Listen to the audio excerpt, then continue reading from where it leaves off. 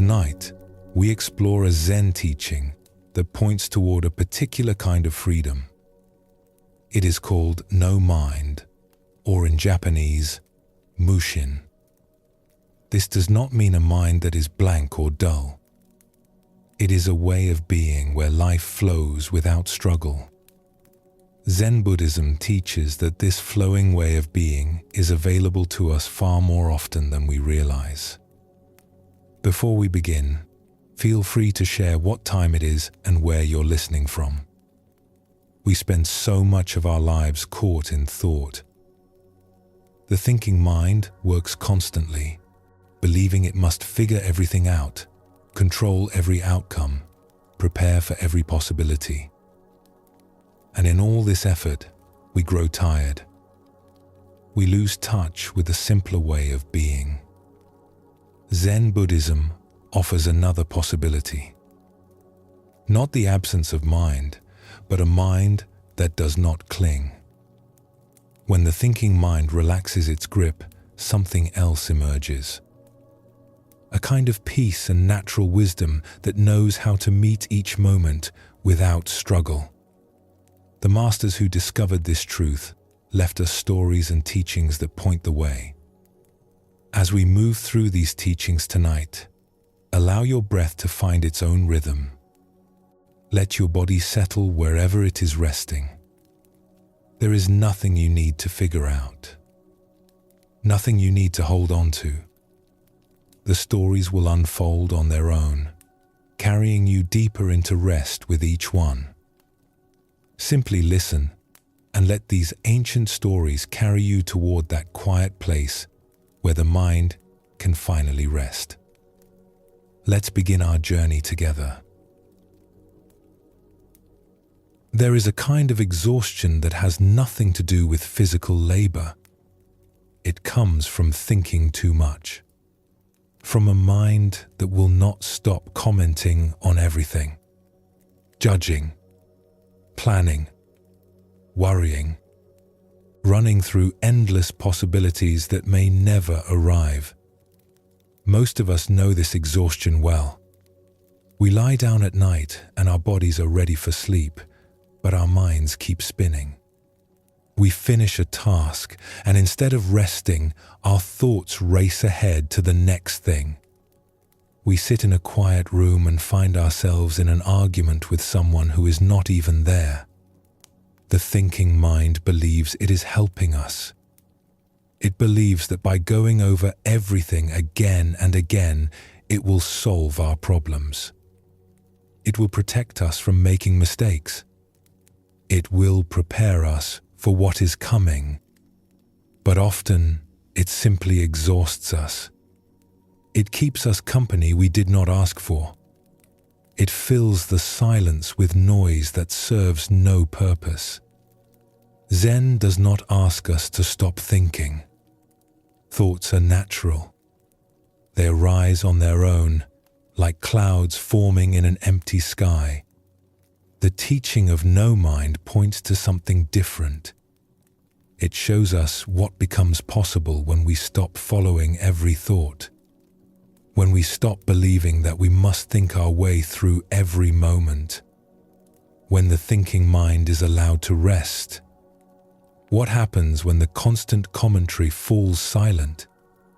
Not through force or suppression, but simply because we stop feeding it with our attention, a space appears. And in that space, we discover a different way of being present. Let us explore a story that shows this truth. In a busy trading town, there lived a merchant named Sajin who had built a successful business over many years. He was clever with numbers. He could assess the value of goods at a glance. He knew which traders were honest and which ones would cheat him if given the chance. His mind was always working, calculating, planning his next move. But Sajin had a problem that all his cleverness could not solve. He could not sleep. Each night he would lie on his mat and close his eyes, but his mind would not stop. It reviewed the day's transactions. It worried about shipments that might be delayed. It rehearsed conversations he needed to have with difficult suppliers. It calculated and recalculated figures he had already checked 3 times. Even when his body was heavy with fatigue, his thoughts kept spinning. He tried drinking warm sake before bed. He tried herbal remedies from a local healer. He tried exhausting himself with long walks. Nothing worked. His mind simply would not rest. The sleeplessness began to affect his work. He made small errors he would never have made before. His temper grew short. He snapped at his assistants over minor mistakes. Dark circles formed under his eyes. His wife worried about his health. One morning, unable to sleep yet again, Sajin rose before dawn and walked through the quiet streets. He found himself near the old temple at the edge of town. The gates were open, so he wandered in, hoping the peaceful grounds might calm his racing thoughts. The temple was simple. Wooden buildings arranged around a stone courtyard. Old pine trees casting long shadows in the early light. The smell of incense drifting from somewhere inside. As Sajin walked through the courtyard, he noticed an old man sweeping fallen leaves. The man moved slowly, methodically, guiding leaves into small piles with a bamboo broom. Back and forth, back and forth.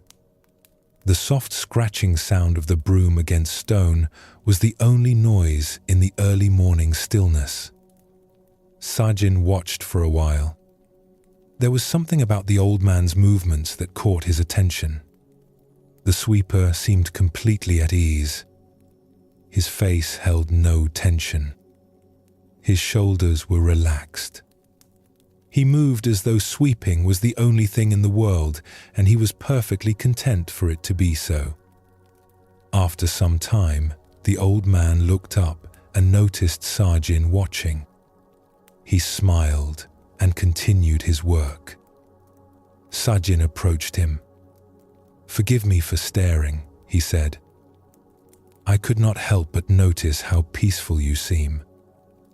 I am a merchant in this town. My business does well, but my mind gives me no rest. Even now, when I should be sleeping, I am walking these grounds because my thoughts will not stop. You seem to have found something I cannot find. What is your secret?" The old sweeper leaned on his broom and considered the question. "I have no secret," he said simply. "I just sweep." "Just sweep?" Sajin felt frustrated. "But surely your mind must be doing something. You must be thinking about something while you work." The old man shook his head gently. "When I sweep, I sweep. The broom moves.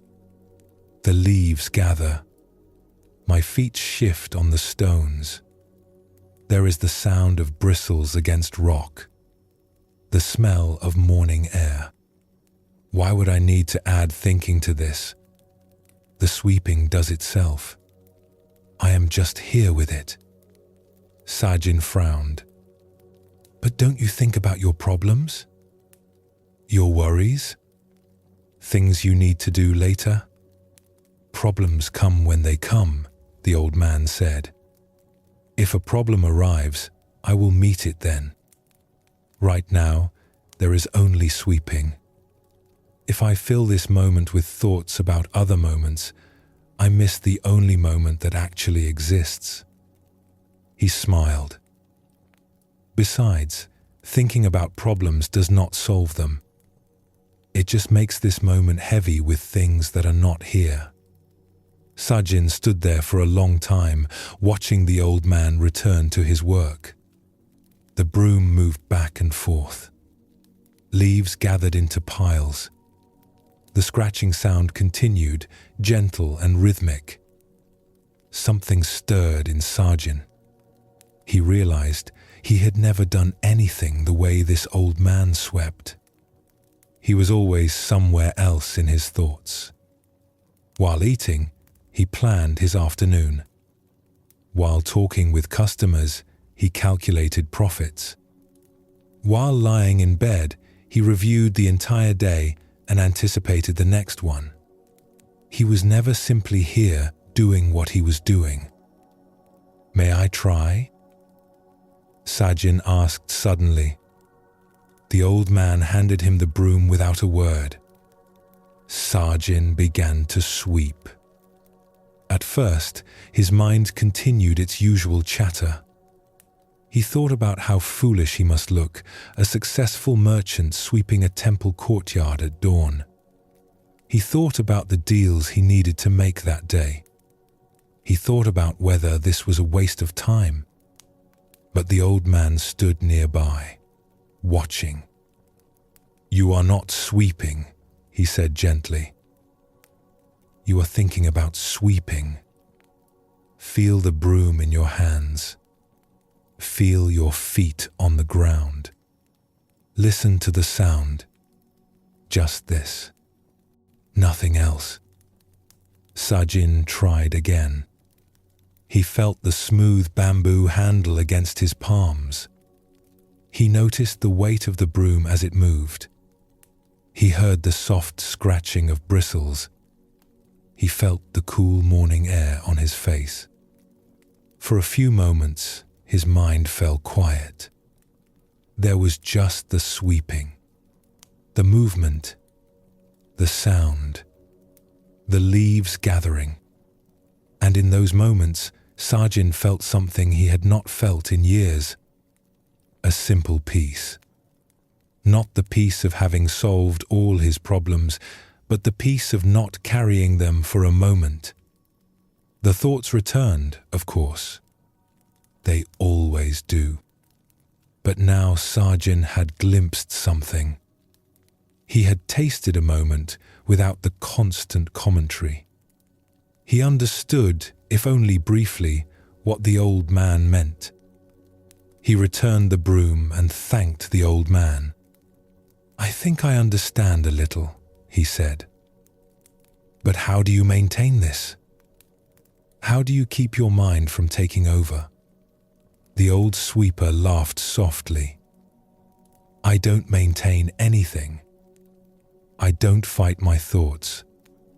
When they come, they come. When they go, they go. I just keep sweeping. The thoughts are not the problem. Believing I must follow every thought, believing I must solve everything with thinking, that is what creates the tiredness you describe." He picked up his broom and resumed his work.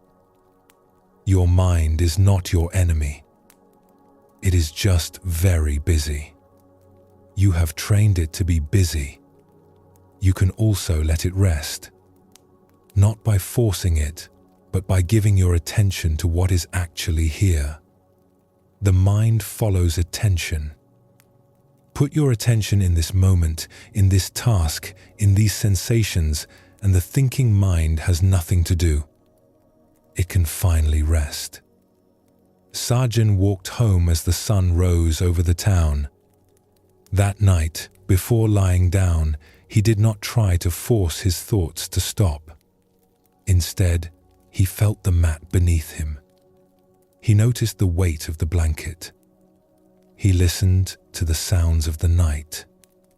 When thoughts arose, he did not fight them. He simply returned his attention to what was actually present. Sleep came more easily than it had in months.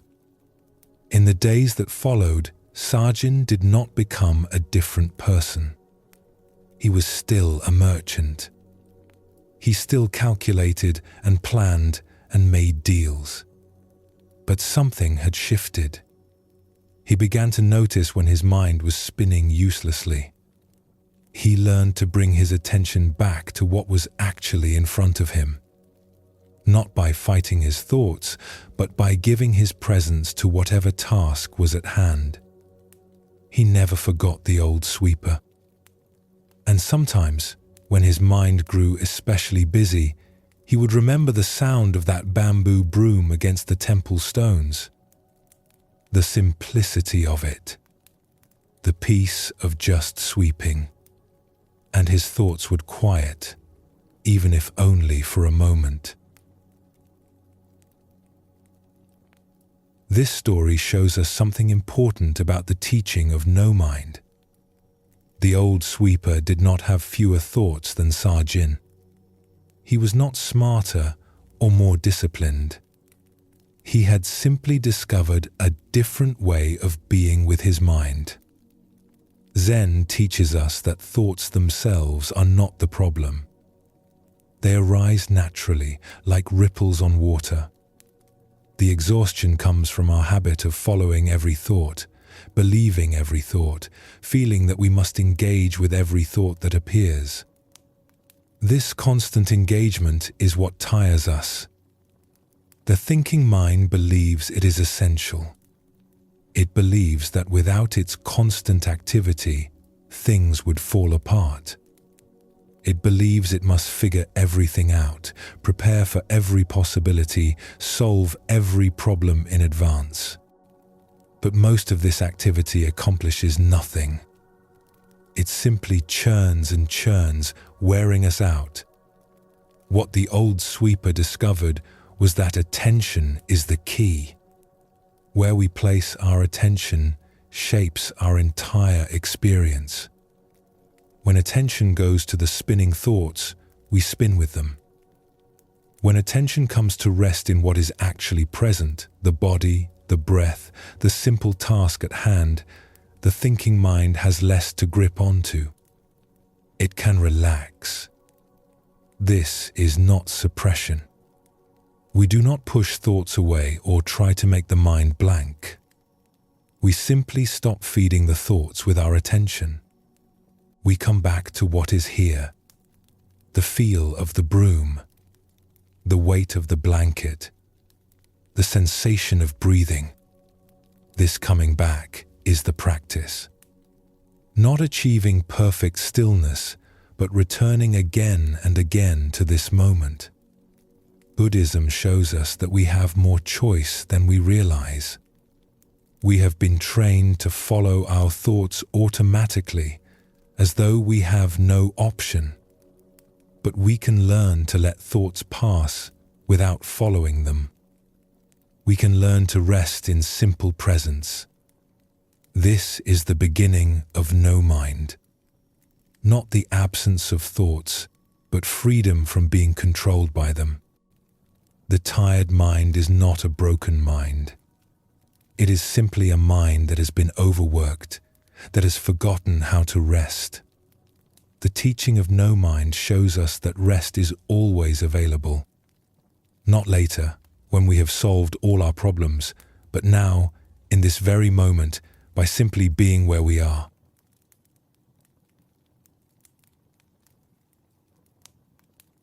Let us explore another story that reveals more of this truth.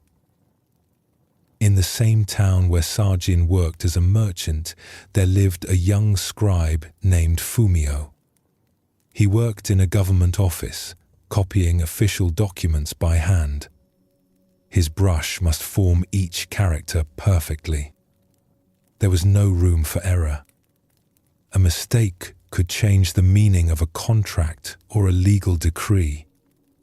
Fumio took his work seriously. He had trained for years to develop his calligraphy. His teachers had praised his natural talent. When he first began working at the office, his characters flowed onto the paper with grace and precision. But something had changed. Over the past several months, Fumio had begun to struggle.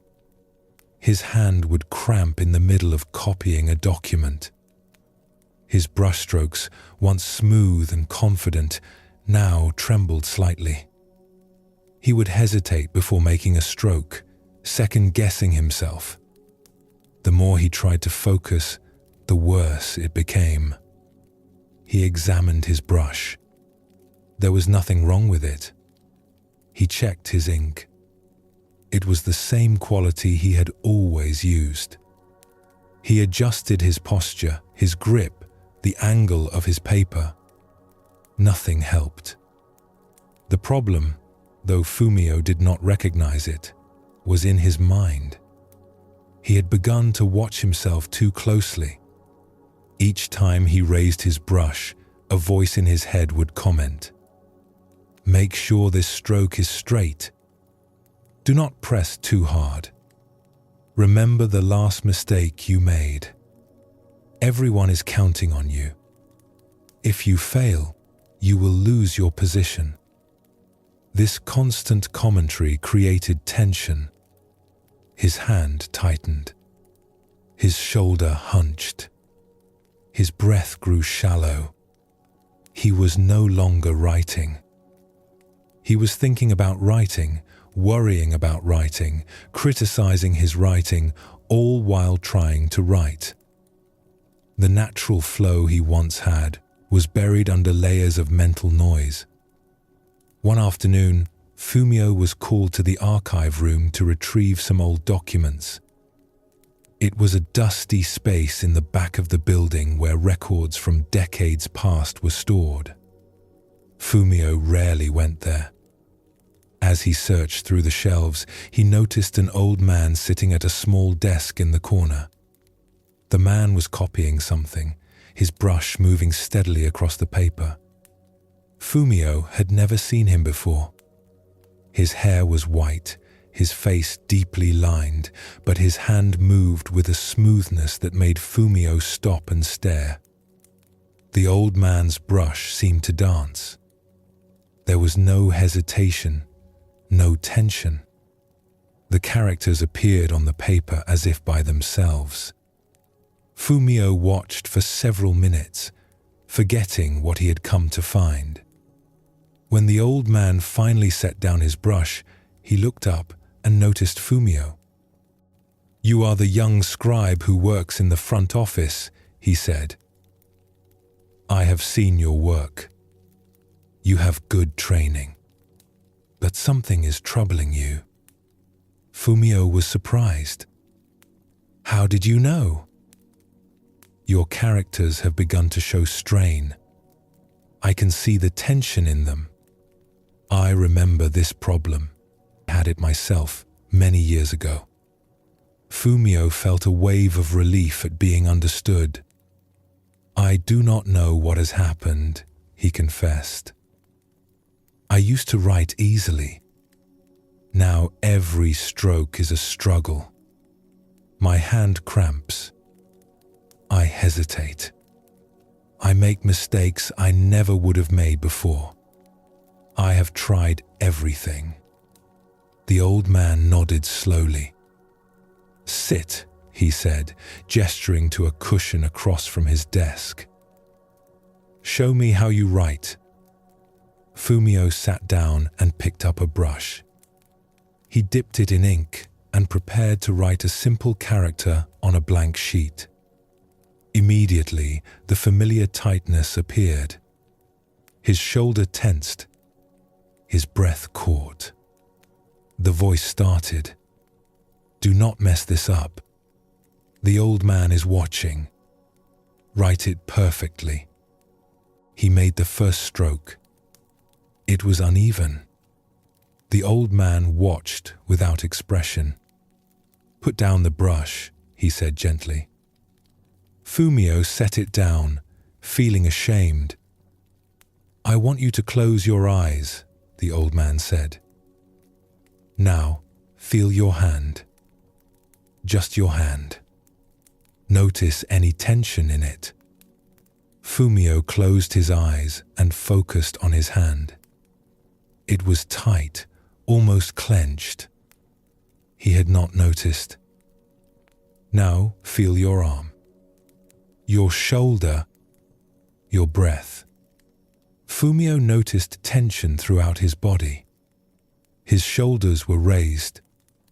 His breathing was shallow. He was holding himself like someone preparing to fight. "This is your problem," the old man said. You are not writing with your body. You are fighting with your mind. Your hand knows how to form these characters. You trained it for years, but you do not trust it anymore. You think you must control every tiny movement with your thoughts. This creates the tension. The tension ruins the stroke. Fumio opened his eyes. But how can I write well if I do not pay attention to what I am doing? There are two kinds of attention, the old man explained. One is the thinking mind trying to control everything. This is what you have been doing. It watches and judges and interferes. The other kind of attention is simply being present. Aware, but not controlling. Open, but not grasping. This is the attention that allows the brush to move freely. He picked up his own brush and held it lightly. Watch. I am not thinking about how to form the character. I have written it 10,000 times. My hand knows what to do. I simply let the hand move while I stay present without interfering. He made a single stroke. It was perfect. The thinking mind wants to help, he continued. But sometimes the greatest help is to step aside.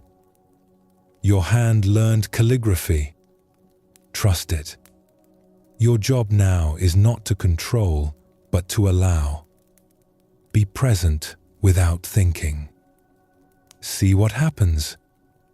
Fumio picked up his brush again. This time, he did not try to control the stroke. He felt the brush in his fingers. He noticed the paper waiting. He let his hand begin to move without the voice commenting, without the mind directing each tiny movement. The character that appeared was different. Not his best work, but something had shifted. There was less tension in the lines. More flow. Better, the old man said. You stepped aside for a moment. The brush could move more freely. This is what you must practice. Not controlling, but allowing. Not thinking about writing, but simply writing. The hand knows the way. The mind just needs to stop blocking it. Over the following weeks, Fumio returned to the archive room whenever he could. The old man, whose name was Shoda, had worked in that back room for 40 years, copying ancient documents that needed to be preserved. He had discovered through decades of practice what Fumio was only beginning to understand. When I was young like you, Shoda told him once, I also thought that thinking harder would make me write better. I analyzed every stroke. I criticized every mistake. I tried to improve through mental effort. And the harder I tried, the worse I became. It took many years to learn that the mind is not always our friend at the brush. Sometimes the kindest thing the mind can do is simply rest. Gradually, Fumio's calligraphy began to return to what it once was. And then it became something more. There was a new quality in his work, a naturalness that had not been there even in his best early days. His characters flowed as if they had always been on the paper, waiting to be revealed. His hand no longer cramped. His shoulder no longer tensed. He wrote for hours without fatigue, because he was no longer fighting himself. The thinking mind still arose, of course. It still offered its commentary, but Fumio had learned not to follow it. He would acknowledge it and return to the simple act of letting the brush move.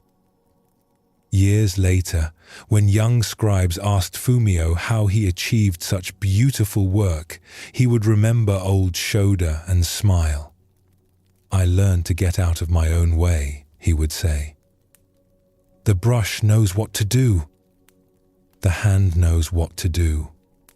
My job is just to be here, present and allowing, without my thoughts getting in between. This story reveals another dimension of the tired mind. Fumio's problem was not that he lacked skill. His hand knew exactly how to form each character. The problem was interference. His thinking mind, wanting to help, actually created the tension that ruined his work. Zen teaches us that the body holds wisdom. The thinking mind cannot direct. When we learn a skill deeply, it becomes part of us. The knowledge lives in our hands, our muscles, our bones. This embodied wisdom does not need the thinking mind to supervise it. In fact, such supervision often makes things worse. Consider how a child learns to walk. At first, everything is conscious effort. But once walking is learned, we do not think about it. We simply walk. Imagine if we tried to consciously control every tiny muscle involved in walking. We would stumble and fall. The skill works because we have released it from thinking mind control. The teaching of no mind points to this natural flow. When the thinking mind steps aside, what remains is not blankness or incompetence. What remains is a deeper intelligence that knows how to respond. The hands know how to write. The body knows how to move. Something in us knows how to meet each moment when we stop interfering with too much thought. This does not mean we never think. Thinking has its place. We plan, we analyze, we solve problems. But we do not need to think constantly. We do not need to fill every moment with mental commentary. When thinking is needed, we think. When it is not needed, we can let it rest. This balance is what no mind points toward. The Buddha taught that suffering arises from grasping. We can grasp with our hands, holding too tightly to things that come and go. But we can also grasp with our minds, holding too tightly to thoughts, to the need to figure everything out, to the belief that constant thinking will keep us safe. This mental grasping exhausts us. Releasing it brings rest. Both Sajin the merchant and Fumio the scribe discovered the same truth from different angles. The mind that will not stop creates tiredness, tension, struggle. The mind that can rest when rest is appropriate allows natural wisdom to emerge.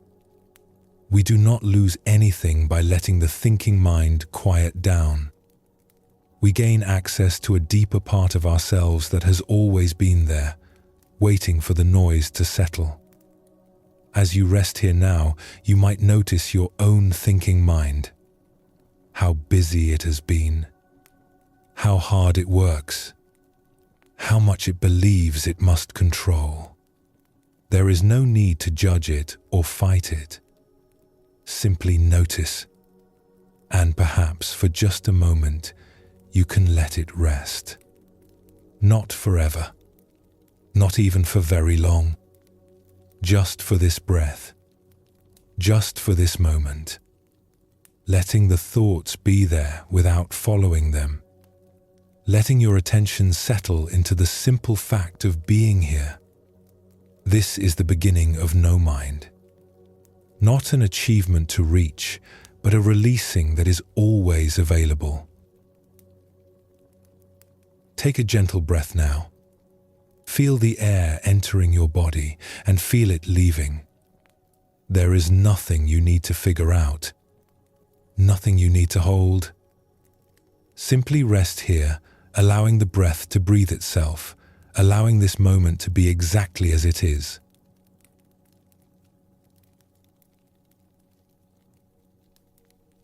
We place great trust in our thinking minds.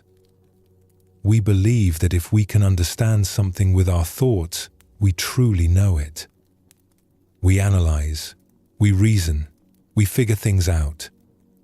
This is how we were taught to learn. This is how we believe knowledge works. But there is another kind of knowing that lives deeper than thought. It lives in our hands, in our bodies, in the quiet intelligence that does not need words. Watch a grandmother kneading bread dough. She does not think about how much pressure to apply or when the texture is right. Her hands simply know. This knowing came from years of practice, but it no longer requires thinking. It has become part of her. We all carry this kind of knowledge. The way your feet find the stairs in the dark, the way your hands catch something before you realize it is falling. The way your body knows how to balance, how to breathe, how to heal a wound while you sleep. None of this requires the thinking mind. It happens beneath thought, guided by a wisdom we rarely acknowledge. The teaching of no mind invites us to recognize this deeper intelligence.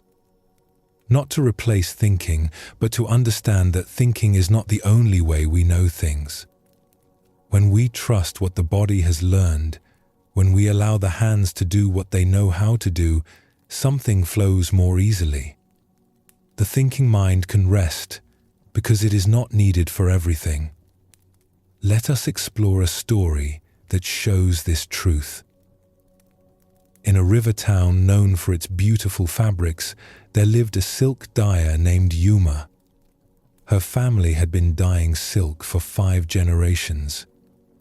The craft had been passed down from grandmother to daughter, each one learning the subtle art of coaxing color into cloth.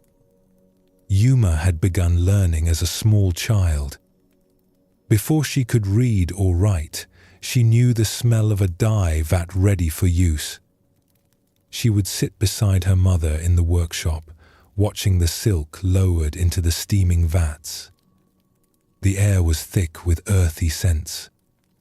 Wooden paddles hung from the walls. Bolts of undyed silk waited in neat stacks, pale as morning clouds. She learned to recognize the different plants and minerals that created different colors. Indigo for deep blue, gathered from leaves that had to be fermented for months before they would yield their color. Safflower for red, its petals dried and processed through a dozen careful steps. Gardenia for yellow, boiled until the water turned gold. Each substance had its own temperament, its own requirements, its own secrets. Her mother would guide her small hands, showing her how to feel the silk, how to sense when the fabric had absorbed enough color. "Do not think too much," her mother would say. "Let your hands learn. They are smarter than your head for this work." At first, Yuma did not understand. She tried to memorize rules. She tried to count the seconds the silk stayed submerged. She watched for visible signs that she could name and repeat. But her colors were inconsistent. Sometimes too pale. Sometimes too dark. Sometimes the dye did not hold at all. Then, somewhere in her 10th year of practice, something shifted. She stopped trying so hard to understand. She simply did the work, day after day, and gradually her hands began to know things her mind had never grasped. By the time Yuma was grown, she had become the finest dyer in the region. Merchants traveled from distant cities to buy her silk. Her colors were richer, more lasting, more alive than anyone else could achieve. When people asked her secret, she found it difficult to explain. The truth was, Yuma did not think about dying anymore. When she worked, her hands moved on their own. She would lower the silk into the vat, and something in her would know exactly when to lift it out. Not from counting, not from watching the color. Something deeper than that. A feeling in her fingers, a sense in her body, a knowing that had no words. One autumn, a scholar named Tadashi came to the town. He was writing a book about traditional crafts and wanted to document Yuma's dyeing techniques. He arrived at her workshop with paper and ink, ready to record every detail of her process. Yuma welcomed him politely and agreed to let him observe. She was preparing a batch of indigo dye that morning, one of the most difficult colors to work with. Indigo is temperamental. The dye vat must be kept at exactly the right condition. The silk must be dipped and lifted at precise intervals. Too long in the vat and the color becomes muddy. Too short and it will not hold. Tadashi watched intently as Yuma prepared the vat. He asked questions constantly. How hot should the water be? How much indigo per measure of water? How do you know when the vat is ready? Yuma tried to answer, but she found his questions difficult. She had never measured the water temperature with an instrument. She simply put her hand near the surface and felt whether it was right. She had never weighed the indigo. She added it until the vat looked correct, until it smelled correct, until something in her said it was enough. But how do you know? Tadashi pressed. There must be some method, some rule you follow. Yuma considered this. When I was young, my mother taught me. She would guide my hands and show me what to feel for. At first, I did not understand. I could not feel what she felt. But after many years, my hands learned. Now they know things I cannot explain with words. Tadashi frowned and wrote something in his notebook. He seemed dissatisfied with this answer. Yuma lifted a piece of silk and lowered it into the indigo vat. She held it beneath the surface, her eyes half closed, her attention somewhere inside her hands. After a time that seemed random to Tadashi, she lifted the cloth out. It emerged looking greenish and dull. It does not look blue, Tadashi observed. Wait, Yuma said. As the silk met the air, something remarkable happened. The greenish color began to shift. Slowly, like dawn breaking, the fabric transformed into the most beautiful deep blue Tadashi had ever seen. It was the color of a summer night sky just after sunset. How did you know when to lift it? He asked, amazed. Yuma smiled. I felt it was ready. But what did you feel? Yuma was quiet for a moment. I do not know how to say it. There is a moment when the silk has taken what it needs. The weight changes slightly. The way it moves in the liquid shifts. Something tells my hands it is time. But if I try to think about it, if I try to watch for the signs deliberately, I miss them. I can only feel them when I am not trying to feel them. Tadashi spent 3 days at Yuma's workshop.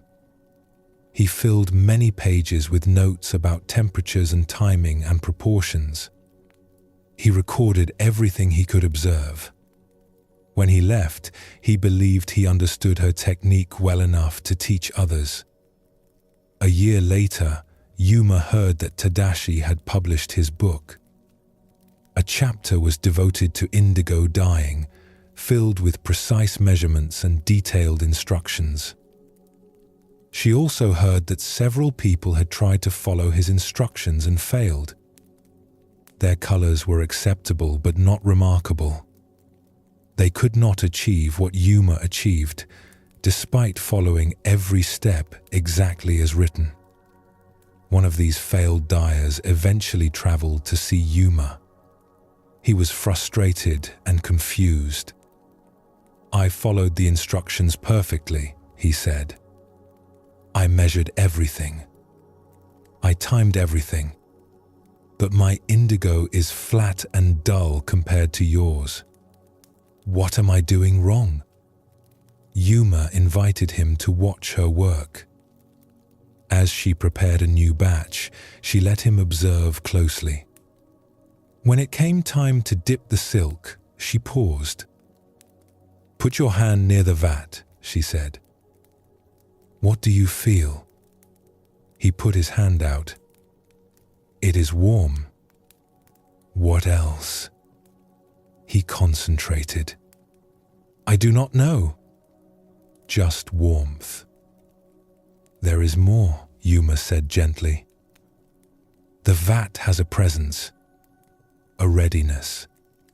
When it is right, you can feel it welcoming the cloth. But this feeling cannot be measured or written down.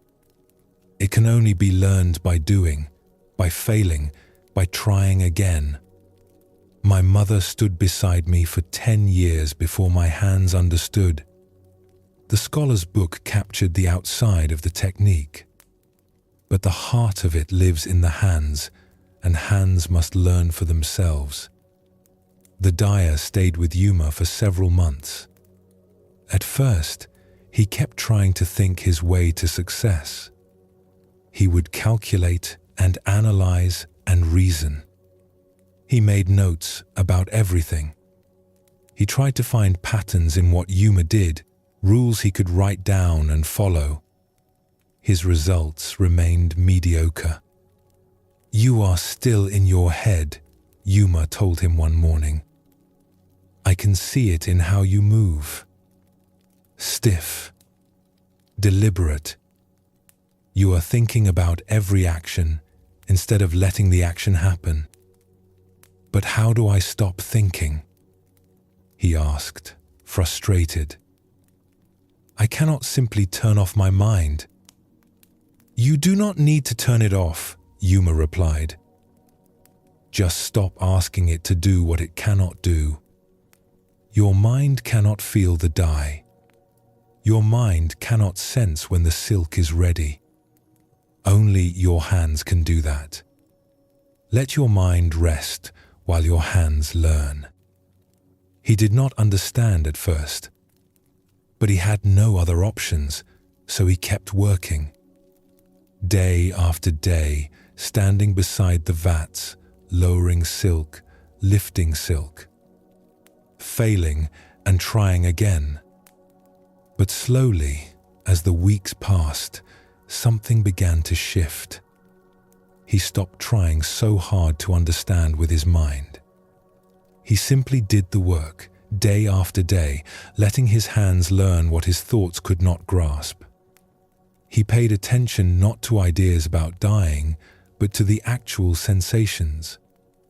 The weight of wet silk, the smell of the vat at different temperatures, the subtle changes in color that happened so gradually they seemed invisible, until suddenly they were complete.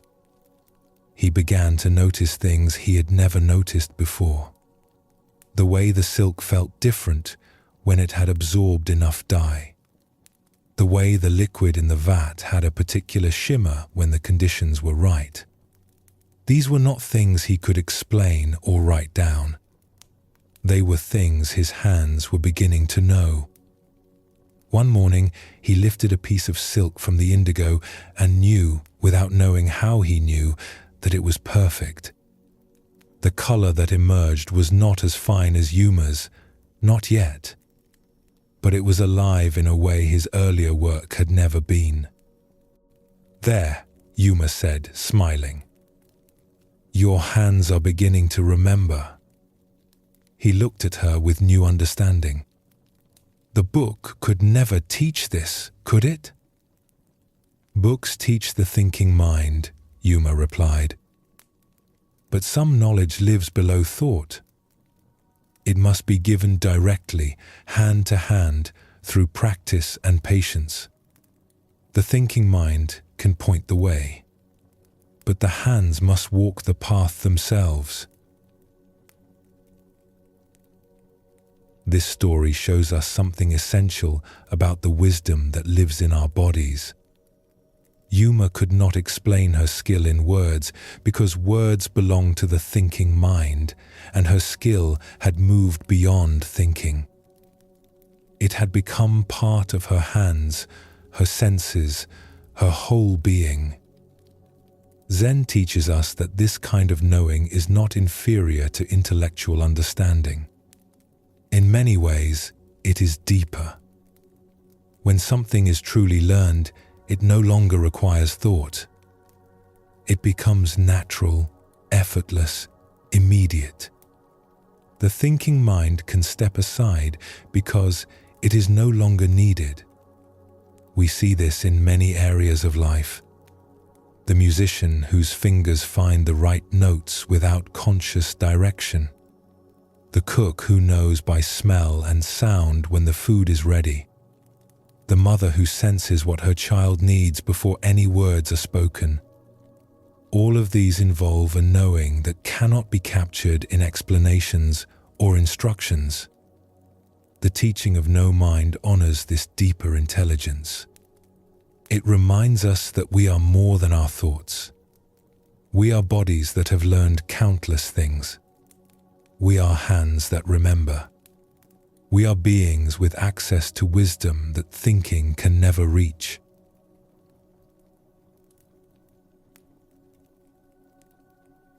Let us explore another story that reveals more of this truth.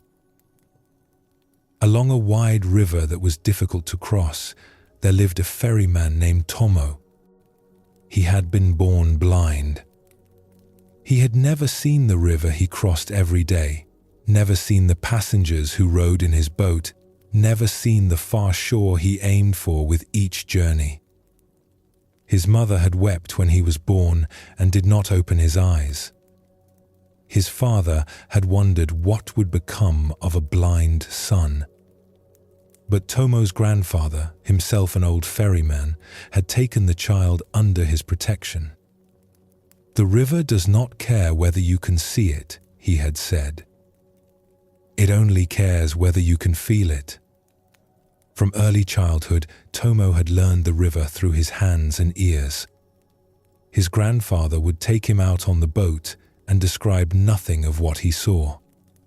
Instead, he would place Tomo's hands on the pole and say, "Feel that? The current is pushing us toward the sandbar. Adjust." He would fall silent during a crossing and then ask, "Where are we now? What is the water telling you?" At first, Tomo could feel nothing but confusion. The pole was just a pole. The water was just water. But his grandfather was patient. Year after year, they crossed together. And slowly, the river began to speak to Tomo in a language that had no words. By the time his grandfather passed away, Tomo knew every inch of that river. Not through sight, which he had never possessed, but through a knowing that lived in his whole body. And yet Tomo was the most trusted ferryman on the river. This puzzled many travelers. The river was dangerous. Strong currents ran beneath the surface. Sandbars shifted with the seasons. Rocks lurked in unexpected places. Other ferrymen, men with good eyesight who had worked the river for years, sometimes ran aground or lost their way in fog. But Tomo never did. One day, a young ferryman named Genji came to learn from Tomo. Genji had been working a different stretch of the river and had grown frustrated. Despite his sharp eyes and careful attention, He struggled in difficult conditions. When mist rose from the water or storms darkened the sky, he became uncertain and made mistakes. He had heard about the blind ferryman who never erred, and he did not believe it. He came to see for himself. Tomo welcomed him aboard for a crossing. The day was clear, the water calm. Genji watched as Tomo untied the boat and pushed off from the shore. The blind man's movements were confident and unhurried. He positioned himself at the pole and began to guide the boat into the current. Genji watched carefully, trying to understand what Tomo was doing differently. The old man seemed to be listening, his head tilted slightly. His hands on the pole were light, sensitive.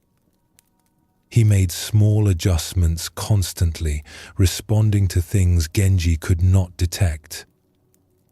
"How do you know where to steer?" Genji asked. "I listen," Tomo said. "The river is always speaking. The sound of the current tells me where the deep water runs. The echo from the shore tells me how far I have traveled. The way the boat moves beneath my feet tells me about the currents that are pushing us." Genji listened but heard only the general sound of water. "I hear the river, but it all sounds the same to me." Tomo smiled. "When you rely on your eyes, your ears grow lazy. You look at the water and think you know what it is doing. But water hides much beneath its surface. I cannot be fooled by how things look. I can only know how things are."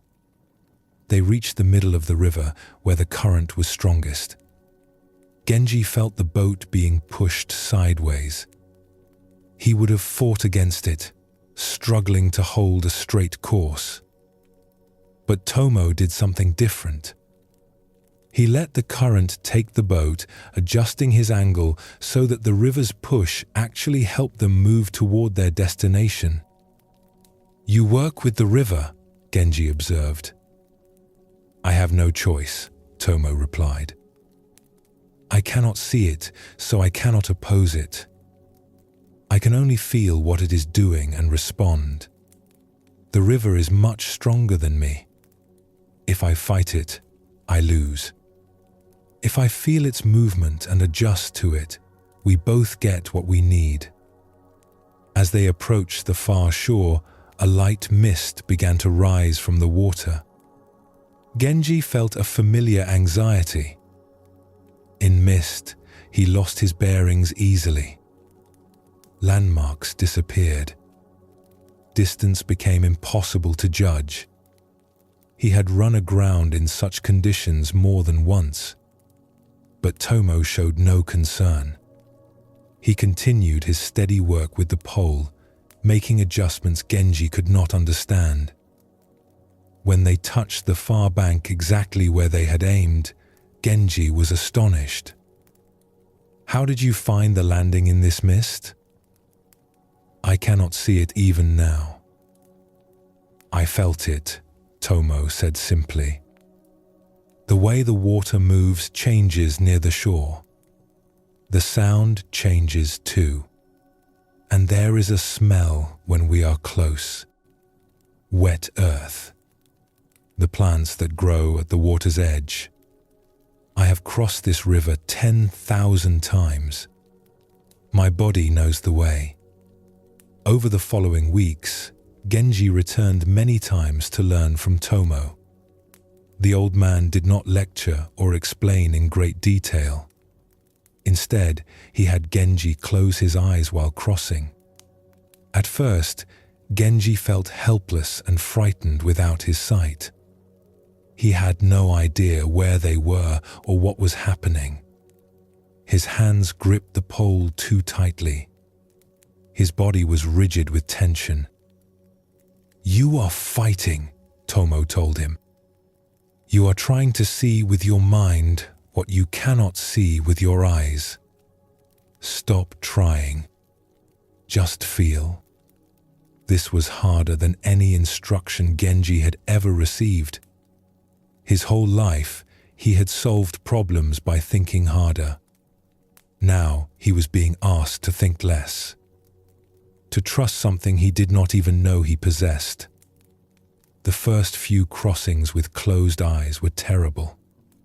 Genji felt lost and helpless. More than once he wanted to open his eyes and give up this strange training. But something kept him returning. Perhaps it was the memory of Tomo navigating the mist with such calm certainty.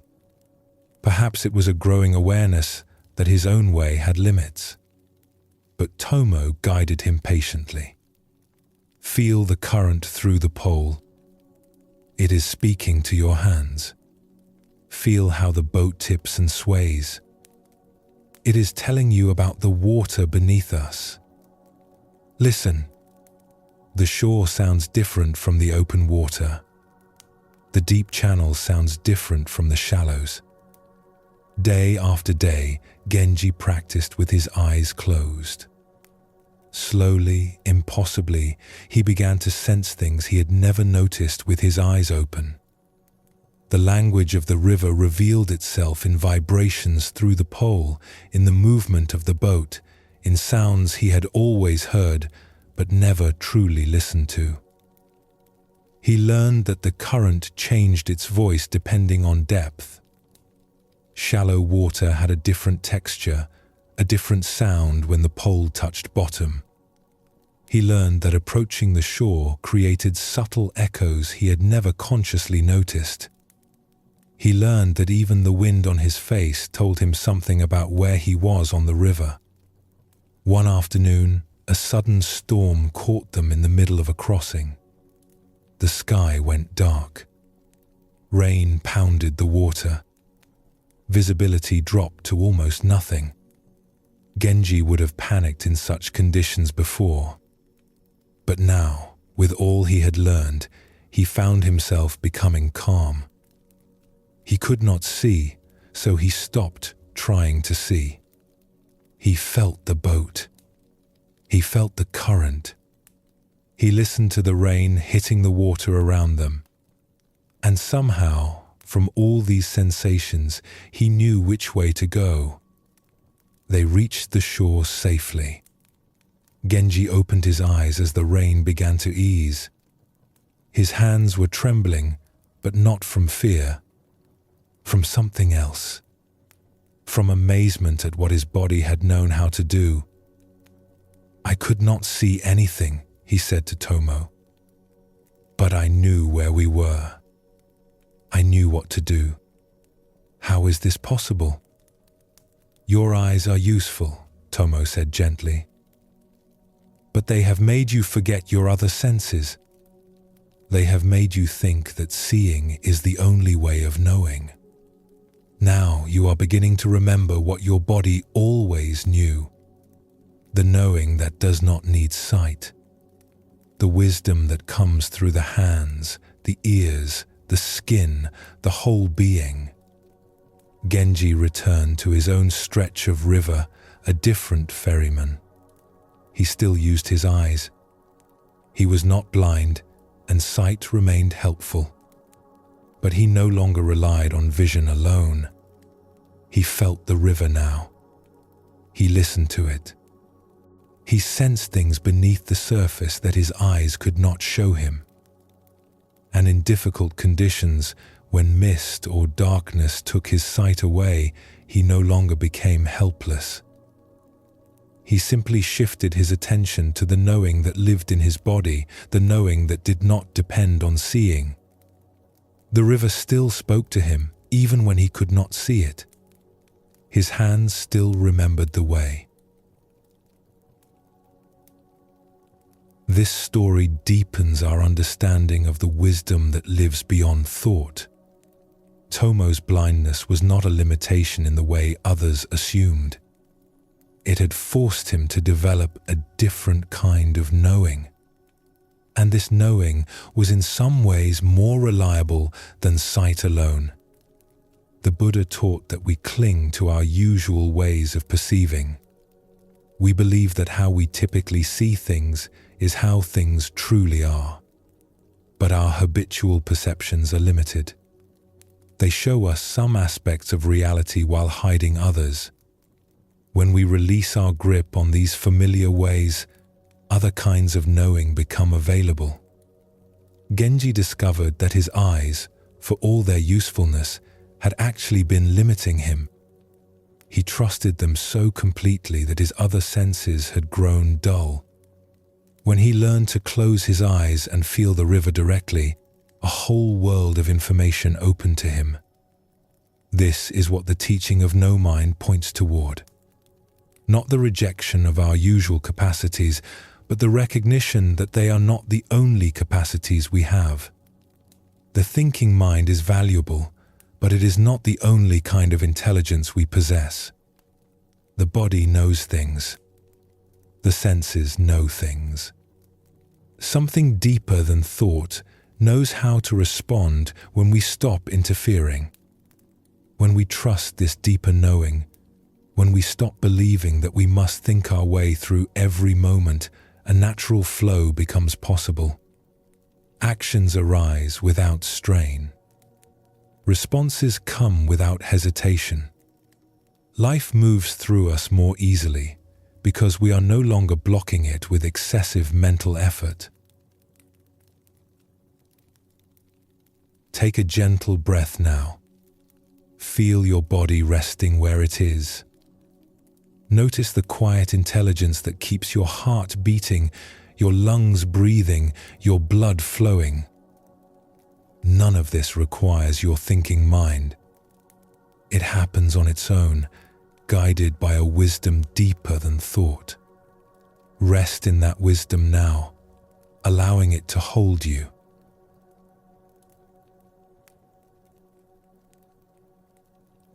In Zen, there is a teaching about forgetting the self. This does not mean losing our memory or becoming confused about who we are. It points to something more subtle. There is a part of us that watches everything we do. It comments. It judges. It worries about how we appear to others. This watcher creates a kind of split inside us. One part acts, another part observes and evaluates the action. Zen shows us that when this watcher dissolves, even for a moment, something remarkable happens.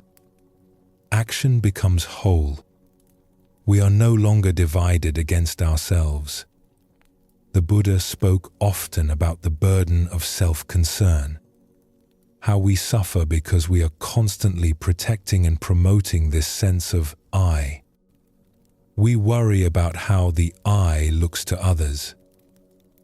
We fear that the I will fail or be embarrassed.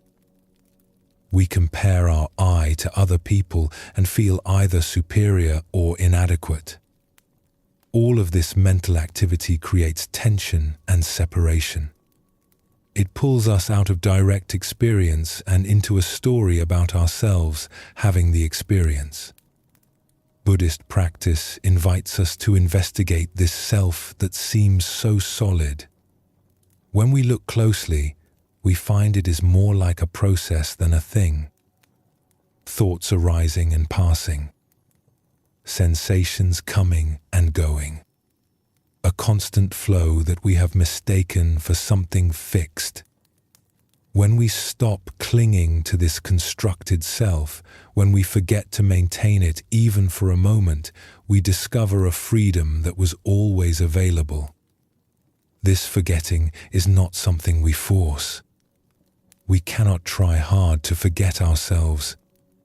That very trying comes from the self that wants to achieve something. Instead, forgetting happens naturally when we become fully absorbed in what we are doing. The musician lost in the music. The gardener lost in the garden. The child lost in play. In these moments, the watcher disappears because attention has become complete. There is just the activity, happening by itself. This is what Zen calls no mind in action. Not the absence of awareness, but awareness without a watcher standing apart. Let us explore a story that shows this truth. In a mountain village known for its musical traditions, there lived a young man named Kira who played the bamboo flute. He had studied since childhood, and his teacher often praised his natural gift. When Kira played alone, in the forest or by the stream near his home, the music that came from his flute was beautiful beyond words. It seemed to arise from somewhere deeper than technique. Birds would stop their own songs to listen. The wind itself seemed to pause. But Kira had a problem that caused him great suffering. Whenever other people were present, his playing changed. His fingers, so fluid and sure when he was alone, became stiff and hesitant. His breath, so natural and full in solitude, grew shallow and tight. The music that had flowed so freely would stumble and falter. It was not that he played badly in front of others. His technique remained correct. The notes were accurate. But something essential was missing. The aliveness that filled his solitary playing disappeared completely. What remained was competent but empty, like a flower made of paper instead of one that had grown from the earth. Kira tried everything he could think of to overcome this difficulty. He practiced more hours each day, rising before dawn to play until his fingers ached. He performed for small groups of friends and family, hoping to grow accustomed to being watched. He stood before mirrors and played to his own reflection, trying to become comfortable with being seen. He told himself firmly that there was nothing to fear, that the listeners wanted him to succeed, that he had played perfectly 1,000 times alone and could do so again. None of it helped. The moment he became aware of listeners, something clenched inside him, and the music died. It was as if two different musicians lived inside the same body. One who could play with effortless beauty, and one who could barely remember how to hold the flute. The suffering this caused him was considerable. Music was his life. It was what he had been born to do. To have this gift and be unable to share it felt like a kind of prison. He grew withdrawn. He avoided gatherings where he might be asked to play. He began to wonder if he should give up music entirely and find some other way to live. His teacher, an old man named Master Endo, watched this struggle with patient eyes. He had seen similar difficulties in other students over his many years of teaching. He knew that the problem was not in Kira's fingers or his breath or his technique. The problem was in his mind. One autumn afternoon, Master Endo invited Kira to walk with him into the mountains. They climbed for several hours, following a narrow path through the forest.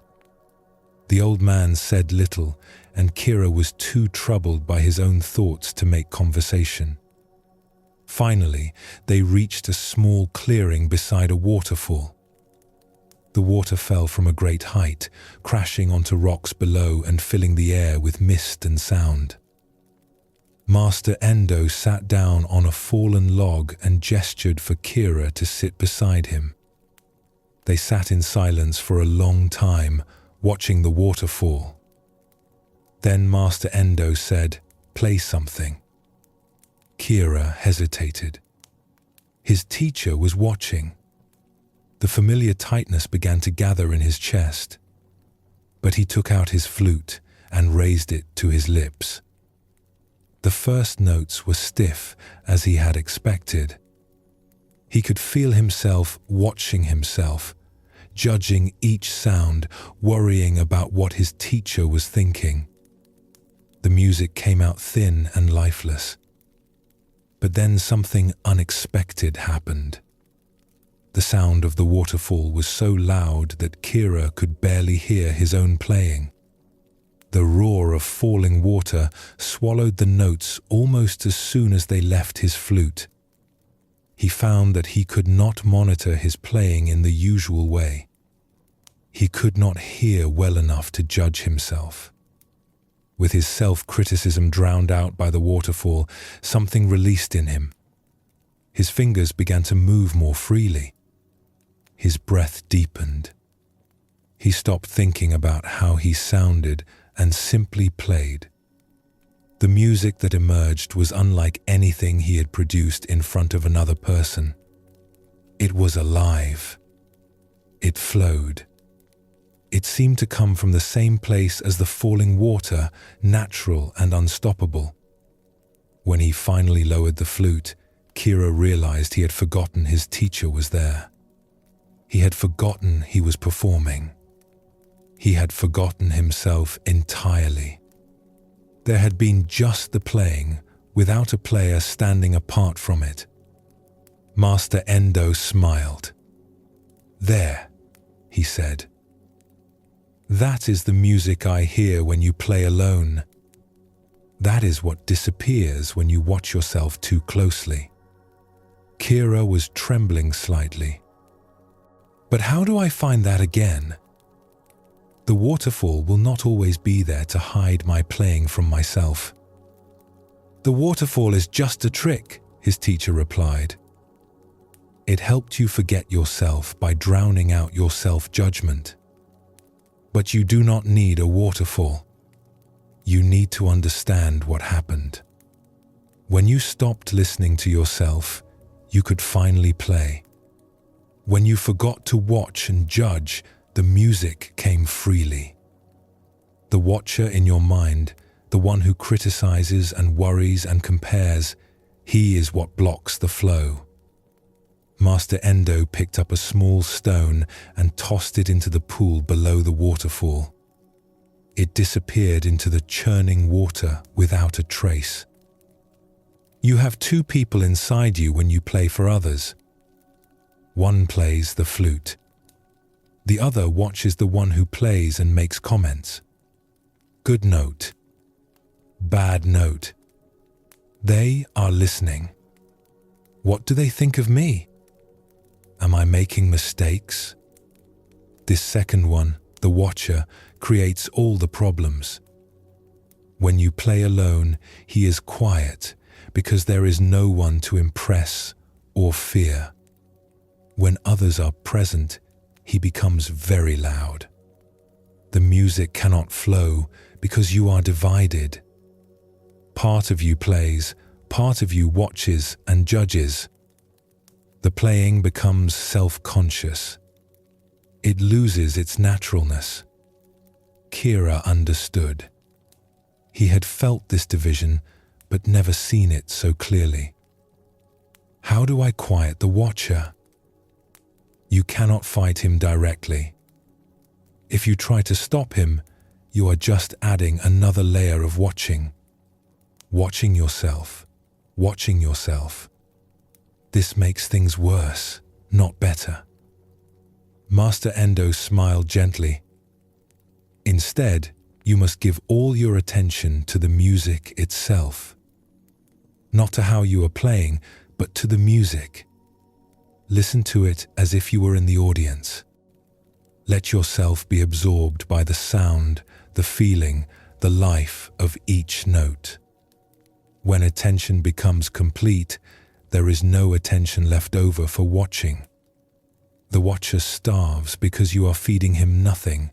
They sat by the waterfall until the sun began to set. Then they walked back down the mountain in the fading light. In the weeks that followed, Kira practiced what his teacher had shown him. It was not easy. The habit of self-watching was deeply ingrained. Many times he would begin to play and immediately feel the watcher arising, commenting, judging. But he kept bringing his attention back to the music itself. not to how he was producing it, but to what was being produced. Listening as a listener would listen. Slowly, gradually, something shifted. There were moments when the watcher faded and the music flowed freely, even with others present. These moments came more often as he practiced. He learned to recognize when he was dividing himself and how to let that division heal. One winter evening, Kira was invited to play at a gathering in the village. Many people came to listen, including Master Endo. Kira felt the old fear arise as he looked out at all the watching faces. The watcher in his mind began its familiar commentary. They are all looking at you. Do not make mistakes. What will they think? But then Kira did something he had learned by the waterfall. He let his attention drop fully into the music. He stopped listening to the watcher and started listening to the notes. The first phrase flowed from his flute, and he let himself be absorbed by it, as if he were hearing it for the first time, as if someone else were playing. The watcher tried to arise several times during the performance. But each time, Kira gently returned his attention to the sound itself. And each time, the division healed and the music flowed. When he finished, the room was silent. Then people began to speak all at once, their voices full of something Kira had never heard in response to his playing before. They were moved. The music had touched them. Later, Master Endo found him standing alone outside, looking up at the winter stars. "Tonight you forgot yourself," the old teacher said. The music played itself. "You were not in the way." Kira nodded. He felt different somehow. Lighter. "I think I understand now.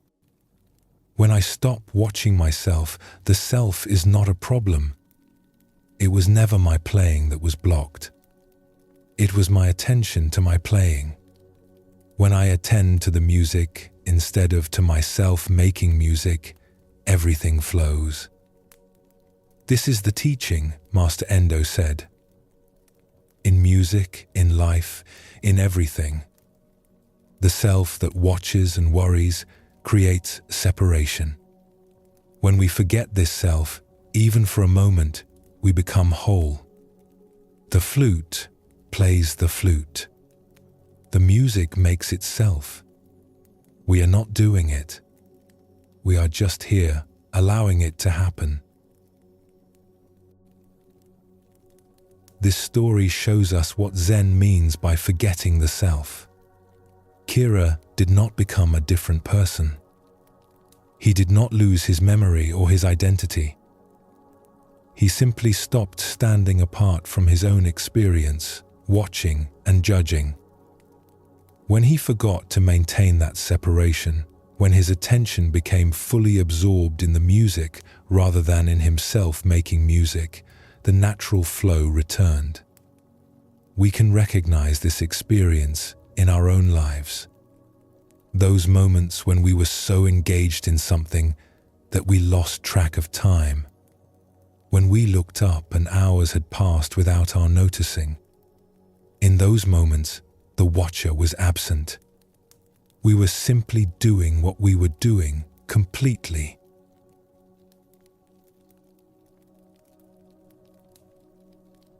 Let us explore another story that reveals this teaching from a different angle.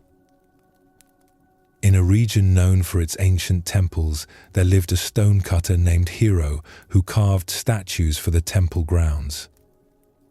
He had learned his craft from his father, who had learned from his father before him. For 3 generations, their family had shaped stone into images of the Buddha, of bodhisattvas, of protective guardians. Hiro was skilled at his work. He knew how to read the stone, how to find the lines of strength and weakness hidden within each block. His technique was sound, his tools well maintained, his knowledge of the traditional forms complete. The statues he produced were correct in every proportion and detail. But something was missing. Hiro felt it, though he could not name it. When he looked at his finished work, it seemed somehow empty. The forms were right, but they did not live. They looked like statues. They did not look like beings captured in stone. Customers were satisfied. Temples accepted his work and paid him well.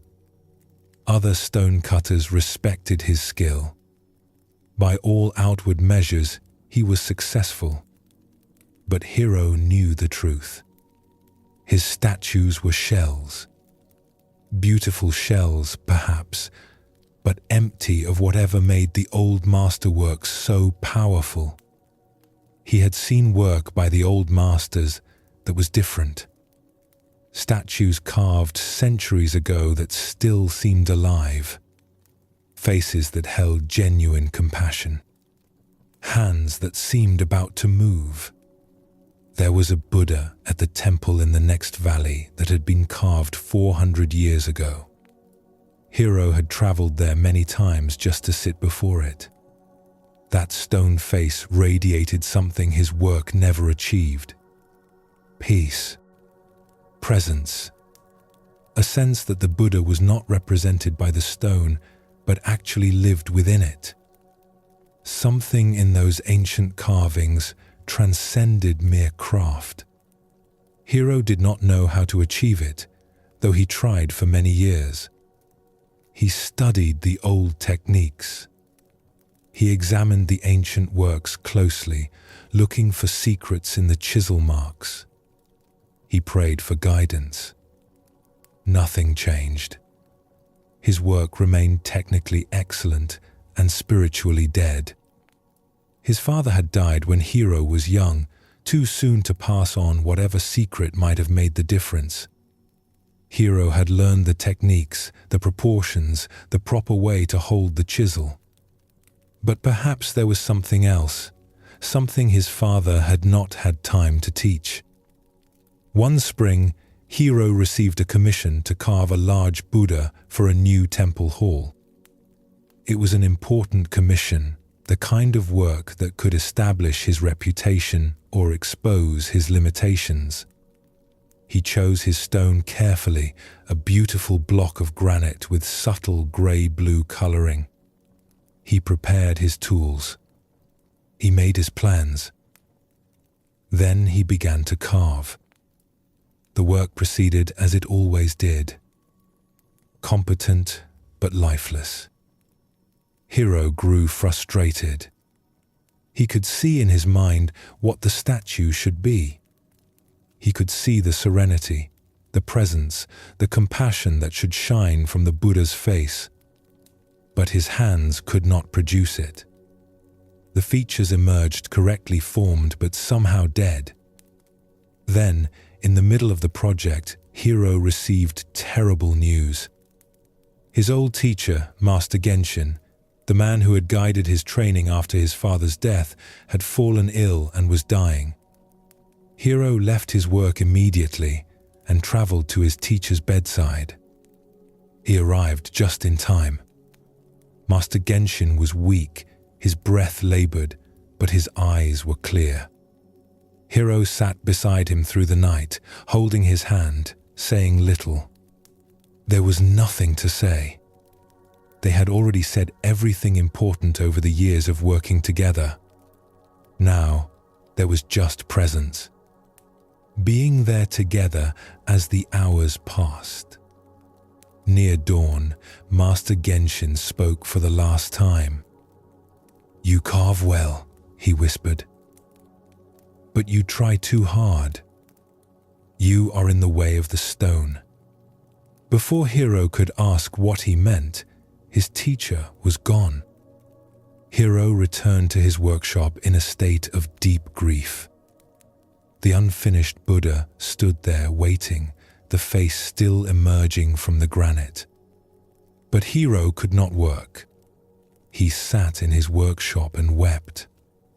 He walked through the forests and felt the absence of his teacher in every beautiful thing he saw. He could not eat. He could not sleep properly. He was lost in sorrow.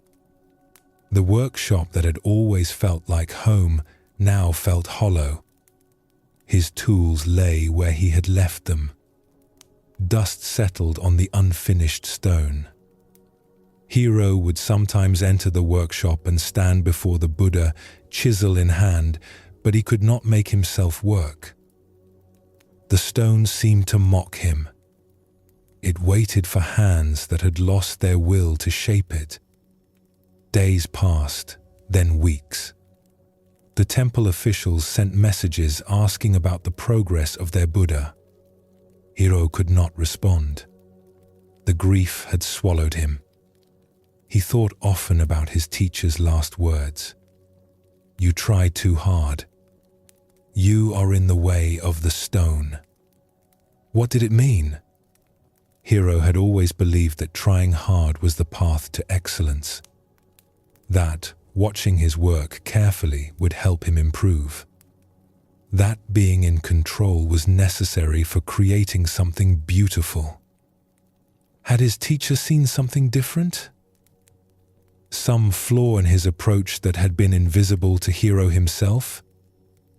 One morning, without any decision to do so, Hiro found himself standing before the unfinished statue. A chisel was in his hand. He did not remember picking it up. He did not remember walking to the workshop. The grief was so heavy that it had become a kind of fog, and he moved through it without awareness. He began to carve. He was not thinking about carving.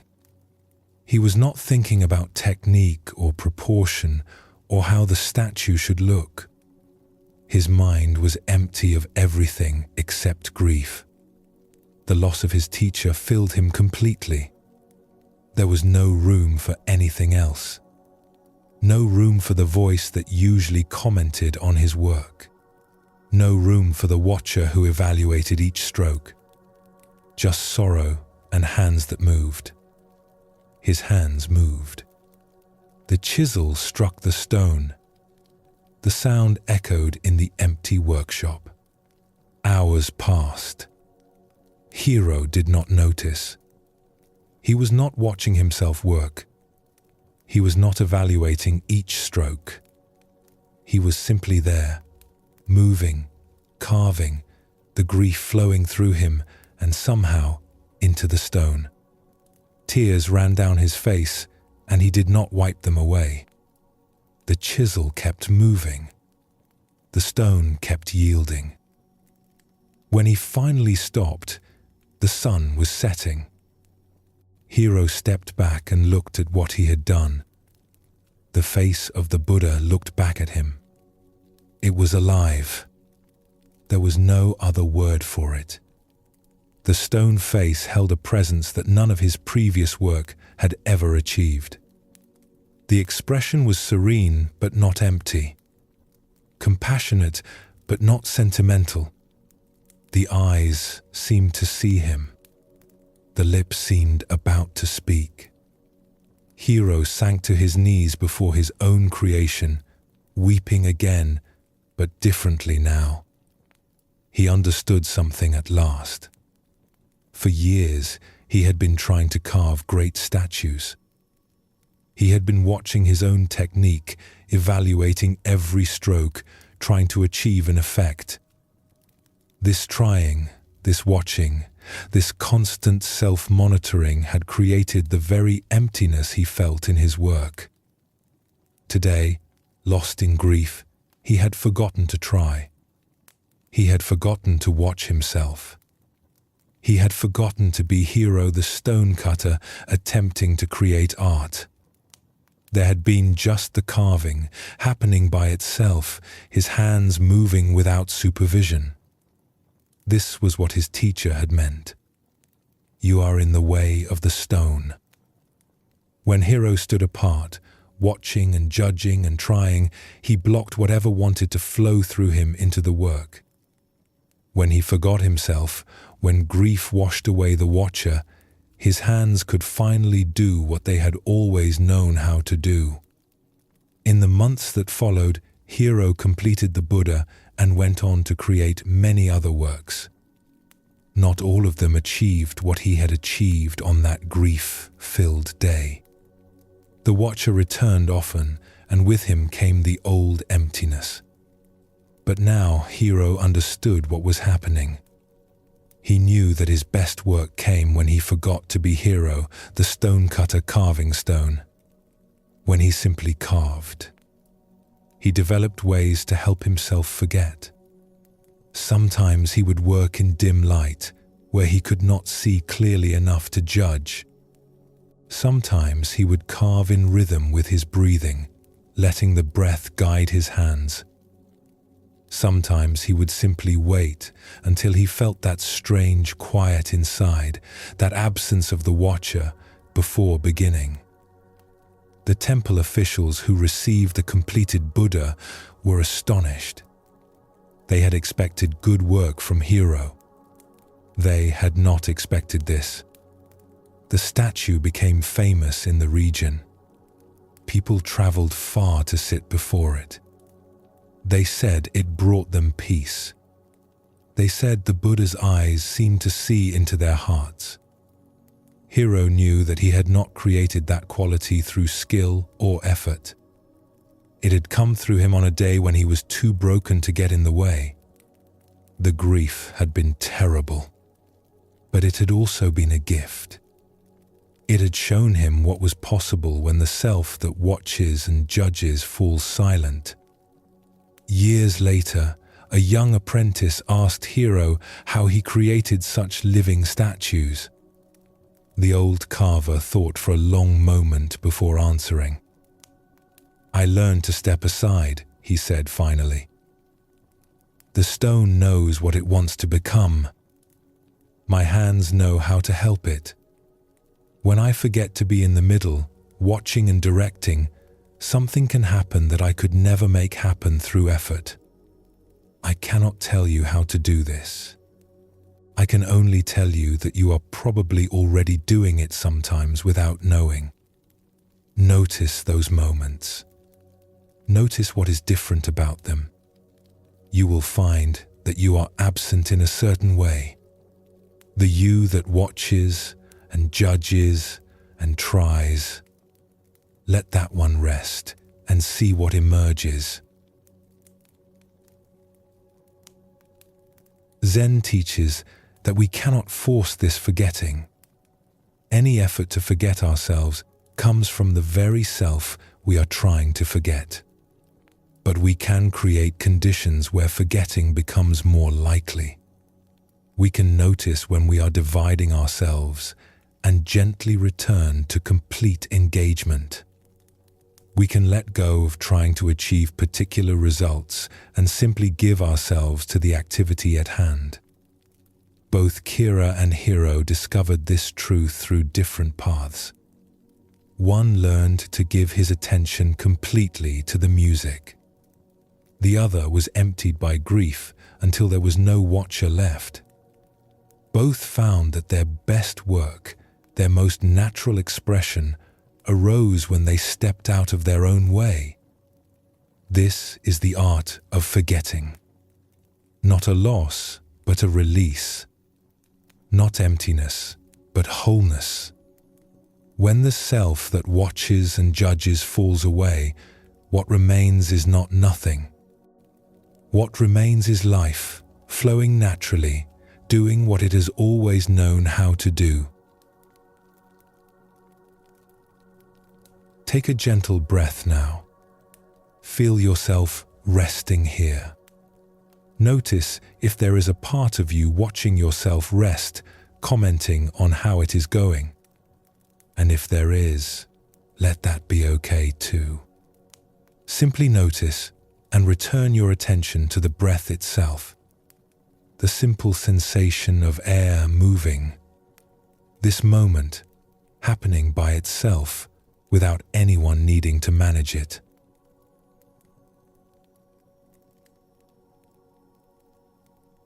Zen masters have long pointed to water as one of the great teachers of no mind. The Buddha himself used water in many teachings, showing how it reflects the nature of reality and the path to freedom. Water does not struggle. It does not plan its course or worry about obstacles. It simply flows, responding to whatever it meets with a kind of effortless intelligence. When water encounters a rock, it does not stop to consider what to do. It does not become angry at the obstruction or anxious about finding a way around. It simply moves. It flows over, around, or under. It finds the path of least resistance without calculating that path. This is not passivity. Water is enormously powerful. It carves canyons through solid rock. It shapes mountains over time, but its power comes not from force or struggle. It comes from persistence and flexibility, from moving with conditions rather than against them. Zen teaches that the mind can be like water. When thoughts arise, we do not need to fight them or push them away. We can let them flow through like water flowing around stones. When difficulties appear in our lives, we do not need to meet them with rigid resistance. We can respond fluidly, finding the way that opens naturally before us. This is not weakness or giving up. It is a different kind of strength. The strength of yielding. The power of not forcing.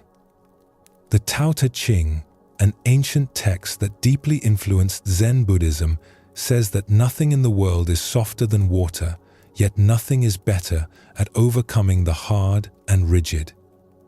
This teaching points to a profound truth. What seems weak is often strong. What seems passive is often powerful. The mind that flows like water accomplishes what the rigid, forcing mind cannot. When we watch water, we see no mind in action, no hesitation, no deliberation, no second guessing, just continuous, appropriate response to whatever is present. This is what becomes possible when we stop overthinking and allow our natural intelligence to guide us. Let us explore a story that shows this truth. High in the mountains, where the air was thin and cold, there lived a young nun named Emmy. She had come to the remote monastery seeking peace. Her mind had always been busy, restless, full of thoughts that spun and tangled like threads in a windstorm. Even as a child, she had lain awake at night while her thoughts raced. Even in the quietest moments, her mind had chattered on, commenting, worrying, planning, remembering. She hoped that the quiet of the mountains and the discipline of monastic life would bring her the stillness she craved. Surely, she thought, if she removed herself from the noisy world, if she devoted herself to meditation and simple living, her mind would finally calm. But the stillness did not come. Even in this peaceful place, surrounded by silence and snow, her mind continued its ceaseless churning. During meditation, thoughts arose in endless streams. One thought led to another, then another, an unbroken chain that pulled her away from her breath, away from the present moment, into memories and fantasies and worries. During work, her mind wandered to concerns about whether she was doing things correctly, whether the other nuns judged her, whether she would ever find what she was seeking. During meals, she barely tasted the food because she was so lost in her thinking. The other nuns seemed calmer. They moved through their days with a quality of ease that Emmy envied deeply. She watched them and wondered what was wrong with her. Why could she not quiet her mind? Why did peace remain so far away despite all her efforts? Perhaps they had some secret they had not shared with her. Perhaps they had been born with quieter minds. Perhaps she was simply defective in some way that could not be fixed. She tried harder. She sat for longer hours in meditation, determined to force her mind into silence. She focused with intense concentration, pushing away each thought that arose. But this only made things worse. The harder she fought her thoughts, the more thoughts came. The more she struggled for peace, the more agitated she became. It was like trying to still water by slapping it with her hands. Each effort created more disturbance. One spring afternoon, when the snow had begun to melt, Emmy walked alone through the forest above the monastery. She felt exhausted and discouraged. Perhaps she was not suited for this path. Perhaps some people were simply born with busy minds and nothing could change that. She came to a place where a mountain stream flowed over rocks and fallen logs. The water was cold and clear, fed by melting snow from higher up. Emmy sat down on a boulder and watched the stream without any particular intention. She was too tired to meditate or practice. She simply sat. The water flowed past her. It did not stop or hesitate. When it met a rock, it parted and flowed around. When it encountered a fallen branch, it slipped over or under, finding its way. There was no struggle in its movement. No effort. Just continuous flowing, moment after moment, adapting to whatever appeared. Emmy watched for a long time. She noticed how the water never fought the obstacles in its path. It did not push against the rocks or try to move them. It simply accepted their presence and found another way. Yet over time she knew this gentle water would wear the rocks smooth. It would carve channels through solid stone. Not through force, but through persistence. Through flowing. A thought arose in her mind, and for once she did not fight it. She let it come. She let it be there. And then, without her pushing it away, it passed. Like a leaf floating on the stream. It appeared, it moved through, it was gone. Another thought came. She watched it the same way. Not grasping. Not resisting. Just watching it appear and watching it pass. The thought did not need her to do anything about it. It flowed through on its own. Something began to shift in Emmy. She had been treating her thoughts like enemies to be defeated.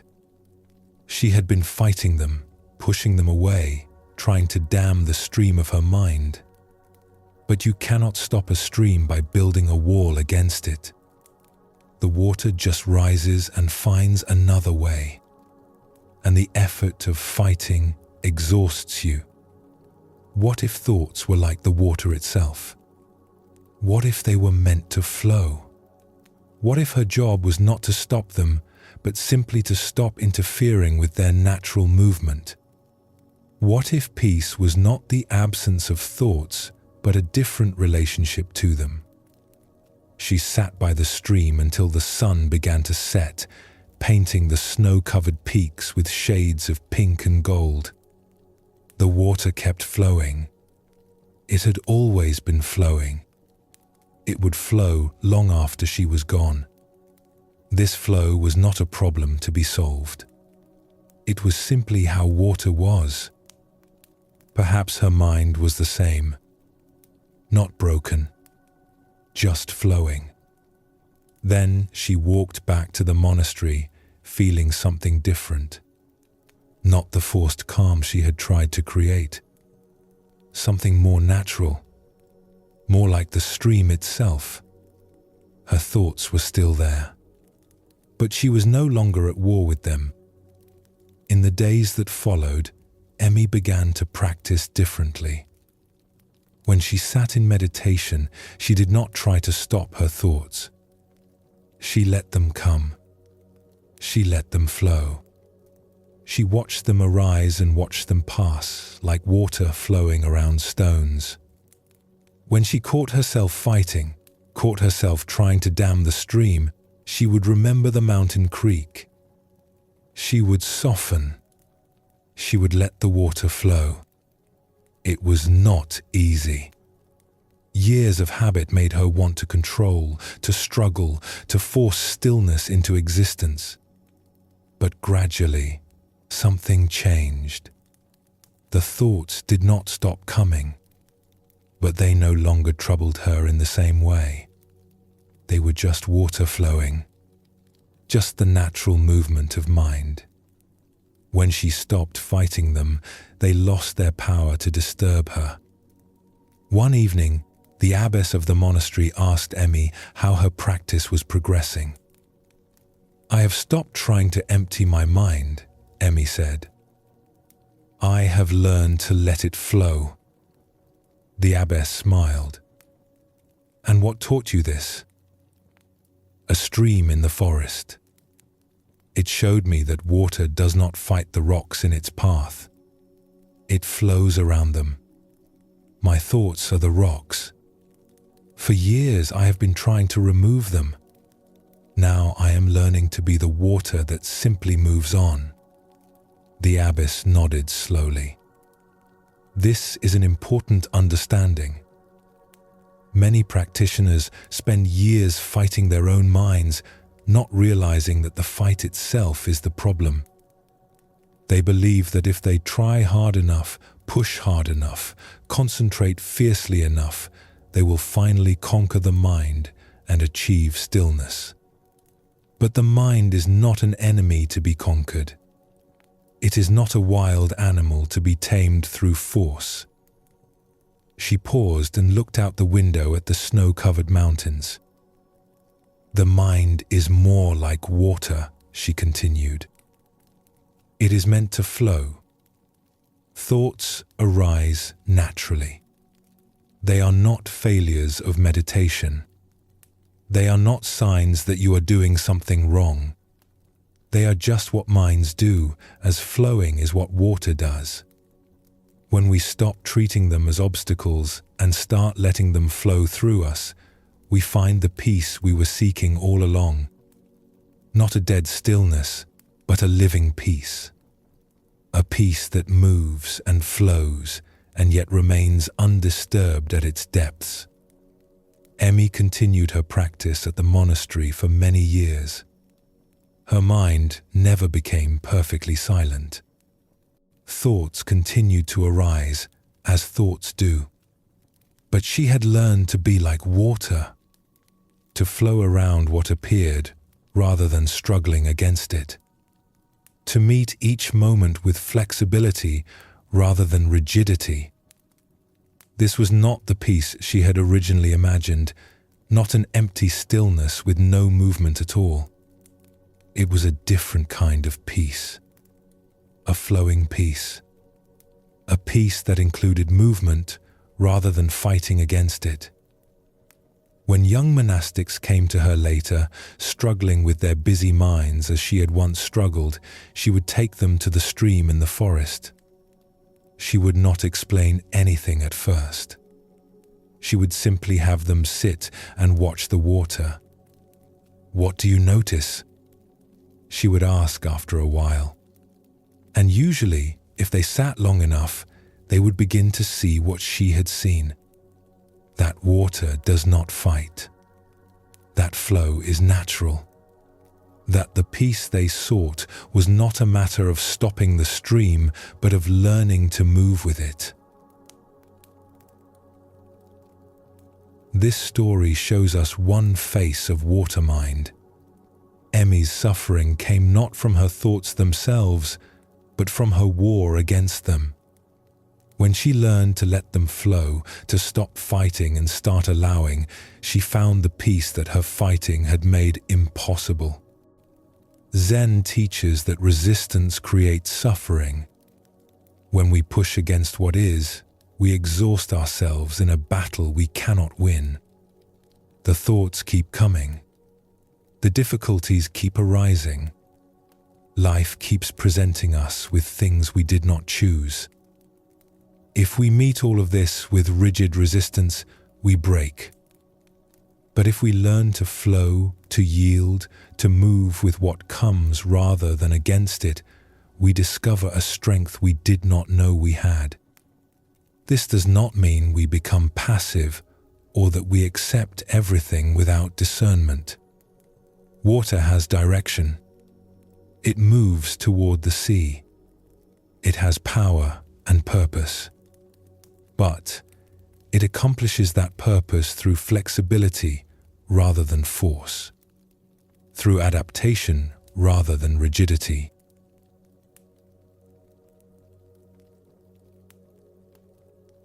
Let us explore another story that reveals more of this teaching. In a farming valley that depended on careful management of water, there lived a man named Noboru who worked a small plot of land. His fields lay at the edge of the valley where the irrigation was most difficult. Water had to be guided carefully through channels and gates to reach his crops. It was constant work, and Noboru had done it all his life, as his father had before him. But a dry year came. The rains did not fall as they usually did. The river that fed the valley ran lower than anyone could remember. Water that had always been sufficient now became scarce. The farmers in the center of the valley, whose fields were closest to the main channels, continued to receive enough water. But those at the edges, like Noboru, began to see their crops wither. Noboru watched his fields with growing desperation. He had a family to feed, a wife who worked as hard as he did, 2 children who were growing fast and always hungry. Without a harvest, they would face a hungry winter. They might have to borrow from relatives if relatives had anything to spare. They might have to leave the land his family had worked for generations. He began to work frantically, trying to force more water to his land. He dug his channels deeper, cutting into the hard earth until his hands blistered and bled. He built higher walls to capture every drop. He woke before dawn and worked until after dark, fighting to make the water go where he needed it to go. He barely ate.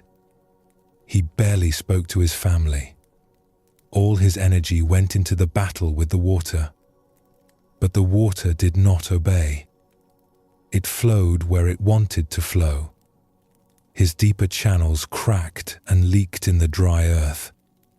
The ground was not meant to hold such deep cuts, and it rebelled against his forcing. His walls crumbled because he had built them in haste, without proper foundation. The harder he fought, the less he accomplished. It was as if the water and the earth had joined forces against him. Exhaustion set in. His body ached in ways it had never ached before. His mind spun with worry and frustration, running through the same desperate calculations over and over. He grew short-tempered with his wife and children, snapping at them for small things, unable to explain the fear that drove his anger. Sleep would not come, and when it did, he dreamed of empty fields and hungry faces looking to him for help he could not provide. One evening, too tired to work anymore, but too agitated to rest, Noboru walked to the edge of his property where an old neighbor named Senzo had his own small plot. Senzo was even older than Noboru's father had been when he died. He had farmed this difficult land for over 60 years. To Noboru's surprise, Senzo's fields looked better than his own. Not lush, not abundant, but alive. The crops were smaller than usual, but they were surviving. There was water in Senzo's channels, enough to keep his plants from dying. How? Noboru asked, his voice rough with exhaustion and something like desperation. How do your fields have water when mine are drying up? I have worked twice as hard as any year before. I have done everything I can think of. And still my crops die while yours live.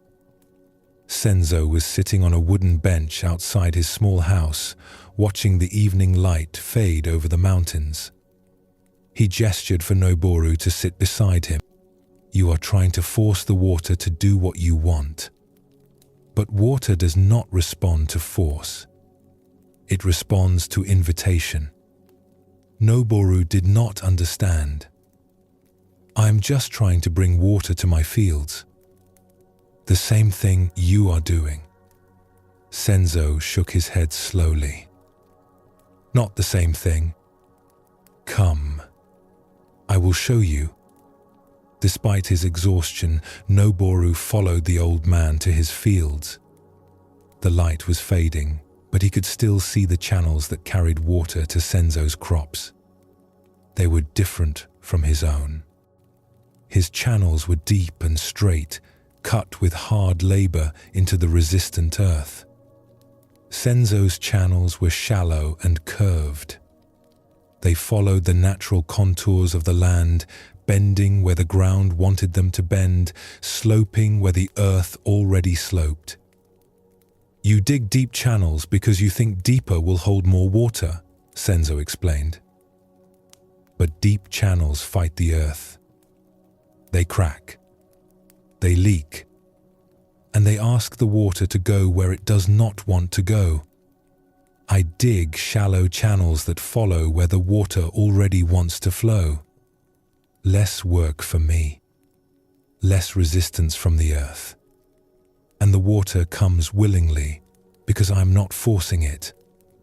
He pointed to a place where his channel curved around a slight rise in the ground. You would have dug straight through that hill. Much work. And the water would have resisted every step.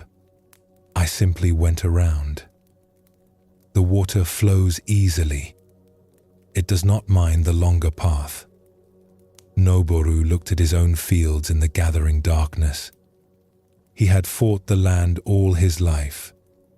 He had seen farming as a battle against nature, a struggle to impose his will on reluctant earth and water. It had never occurred to him that there might be another way. But how do you know where the water wants to go? He asked. Senzo smiled. I watch. I pay attention. The land tells you if you listen. After a rain, see where puddles form. See where the ground is wet longest. Those are the paths the water is already taking. Work with those paths instead of against them. You will work less and accomplish more. Over the following days, despite his skepticism, Noboru tried what Senzo had suggested.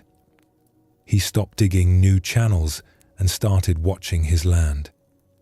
At first, it felt like doing nothing, like giving up. His whole life he had believed that hard work was the answer to every problem. That effort and struggle were what separated success from failure. Sitting and watching felt like laziness, but he made himself do it. He walked his fields slowly, paying attention to things he had never noticed before. The slight depression where water gathered after even a light rain. The angle of the slope that determined which direction water naturally moved. The places where the earth was softer and absorbed water more easily. The spots where the soil was hard and water simply ran off. He began to see his land differently. Before, It had been an obstacle to be overcome, a resistant force that required constant battle. Now he began to see it as something that had its own nature, its own preferences, its own way of wanting to work. The land was not his enemy. It was simply itself. And if he could understand what it was, he could work with it instead of against it. He began to reshape his channels, not according to his idea of where water should go, but according to where water seemed to want to go. It was humbling work. He had to abandon channels he had spent years digging. He had to admit that his father's way and his father's father's way might not have been the best way. This was harder than the physical labor. It meant accepting that all his struggle might have been misdirected, that he had been fighting a battle that did not need to be fought. But the water responded. As he stopped fighting and started cooperating, more water reached his fields. Not because there was more water available, but because less of it was lost to resistance and leakage. By working with the natural flow instead of against it, he accomplished what all his forcing had not been able to achieve. His crops survived that dry year. They were not abundant, but they were enough. His family did not go hungry. When he looked at his fields at harvest time, he felt something he had not expected. Gratitude, yes, but also a kind of wonder. He had accomplished more by yielding than by all his years of fighting. More important than the harvest was what Noboru learned. He had discovered that fighting was not always the answer, that sometimes the way to get what you need is not to push harder, but to push less, to watch, to listen, to find the way that opens naturally instead of trying to force open a way that is closed. He thought about how he had lived his whole life, always struggling, always fighting, against the land, against circumstances, against anything that did not go the way he wanted. He had believed this was strength. He had believed this was what it meant to be a good farmer, a good provider, a good man.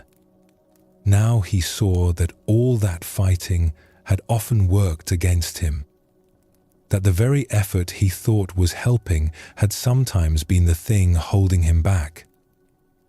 In the years that followed, Noboru became known in the valley for his water management. Other farmers came to learn from him, especially in dry years.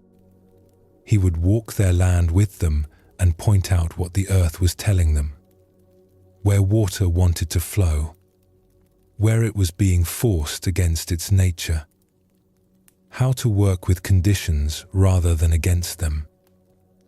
Water is a teacher, he would tell them. It shows us that the soft overcomes the hard. That yielding can be stronger than forcing. We think we must fight to survive.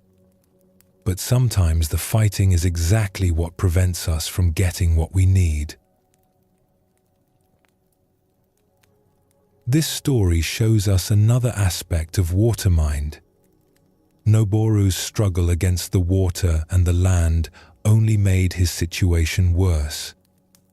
When he learned to observe, to yield, to work with natural conditions rather than against them, he found success that all his effort had not achieved. The Buddha taught about right effort. Not too much, not too little. Not forcing, not passive. There is a middle way that accomplishes more through alignment than through struggle. Water shows us this middle way. It has clear direction and purpose, yet it achieves that purpose through flexibility rather than force. In our own lives, we often find ourselves fighting circumstances we cannot change, fighting feelings we wish we did not have, fighting the natural flow of things because we believe they should be different. This fighting exhausts us and often makes things worse. But when we can soften, when we can look for the way that opens rather than trying to force open the way that is closed, we discover a different kind of strength. No, mind moves like water. It does not struggle with each moment, trying to make it different than it is. It responds to what is actually present, finding the natural path, yielding where yielding is wise, persisting where persistence will serve. This is not passivity. It is intelligence. The intelligence of water that finds its way to the sea without ever consulting a map. Take a gentle breath now. Feel yourself settling, like water finding its level. There is nowhere you need to push toward, nothing you need to fight. Just this breath flowing in, this breath flowing out. Like water, like the natural movement of life itself.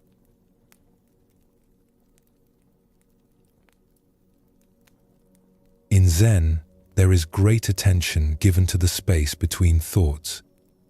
We usually notice only the thoughts themselves. They arise, they capture our attention, they lead to other thoughts, and we follow along like someone pulled by a current.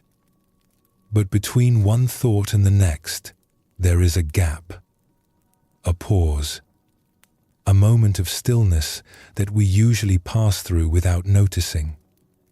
The Buddha pointed toward this gap when he taught about the nature of mind. He showed that thoughts are not continuous, even though they seem to be. They arise and pass away, like waves on the ocean. Between each wave, the ocean is still there. Between each thought, awareness is still there. This awareness that exists before and between thoughts is not empty or dull. It is alert, vivid, present. It is the ground from which thoughts spring and to which they return. Zen practice often involves becoming familiar with this gap, not trying to make it larger or hold on to it, but simply noticing that it exists. When we meditate, when we sit quietly and watch the mind, we begin to notice these pauses. A thought ends. For a moment, there is just awareness, just presence, before the next thought begins. This moment is always available to us, though we rarely notice it because we are so focused on the thoughts themselves. This teaching points to something important about no mind. No mind is not something we create or achieve. It is what is already here before thinking starts. It is the stillness that exists prior to mental activity. When we rest in this stillness, even briefly, we discover a kind of peace that does not depend on our thoughts being a certain way. The thoughts can come and go. The stillness remains. Buddhist masters have compared this to the sky and clouds. Thoughts are like clouds passing through the sky. Sometimes there are many clouds, sometimes few. Sometimes they are dark and heavy, sometimes light and wispy. But the sky itself is unchanged. It does not become the clouds. It simply holds them as they pass. The awareness that exists before thought is like this sky. Vast, open, undisturbed by whatever moves through it.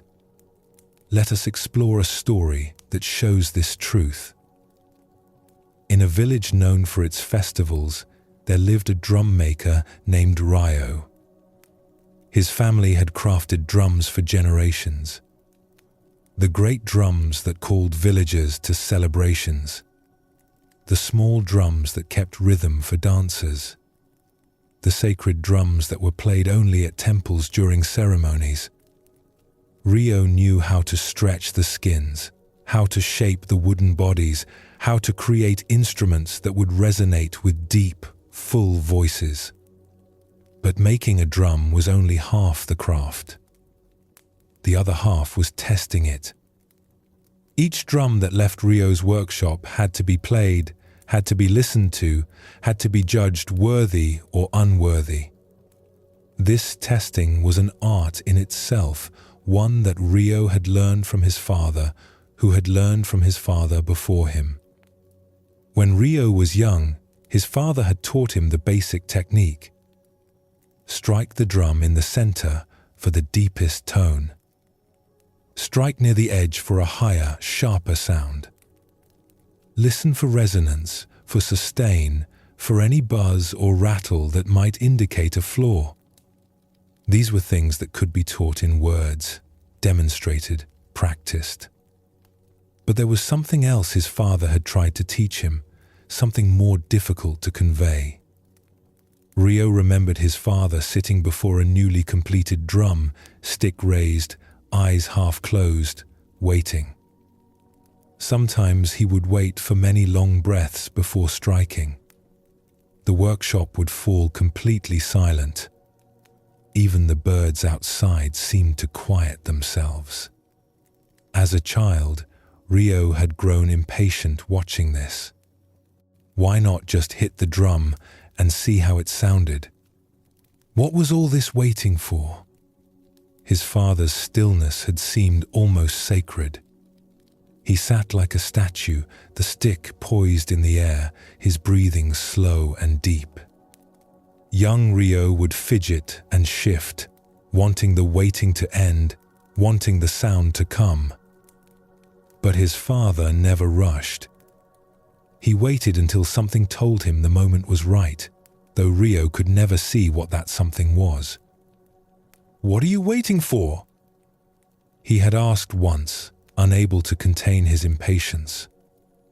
His father had smiled, that gentle, patient smile that Rio would remember all his life. "I am listening to the drum before I play it." "But it is not making any sound." "Everything makes a sound," his father replied. "Even silence has a sound if you listen deeply enough. The drum is already singing. I am waiting until I can hear it. Then I will know how to strike it. Then the drum will tell me its true voice." Rio had not understood. He thought his father was speaking poetically, the way old craftsmen sometimes did, making simple things sound mysterious. He learned the practical skills of drum making and considered himself fully trained. After his father passed away, Rio took over the workshop and continued the family craft. His drums were good. Customers were satisfied. The instruments sold well and were played at festivals throughout the region. By any measure, Rio was a successful drum maker. But something nagged at him. When he tested his drums, he would strike them and listen, strike and listen, adjusting and refining. The process worked well enough. Yet he remembered how his father had tested drums, that long stillness before the first strike, and he wondered if he was missing something. One autumn, an old drummer came to Rio's workshop to purchase a new instrument. His name was Master Seiji, and he had been playing drums at the great temple in the capital for over 50 years. His reputation was such that Rio felt honored and nervous to have him as a customer. Rio showed him several drums he had recently completed. Master Seiji examined each one carefully, running his aged hands over the stretched skins, feeling the wooden bodies, looking at the craftsmanship with an expert eye. "These are well made," he said. "Your technique is sound.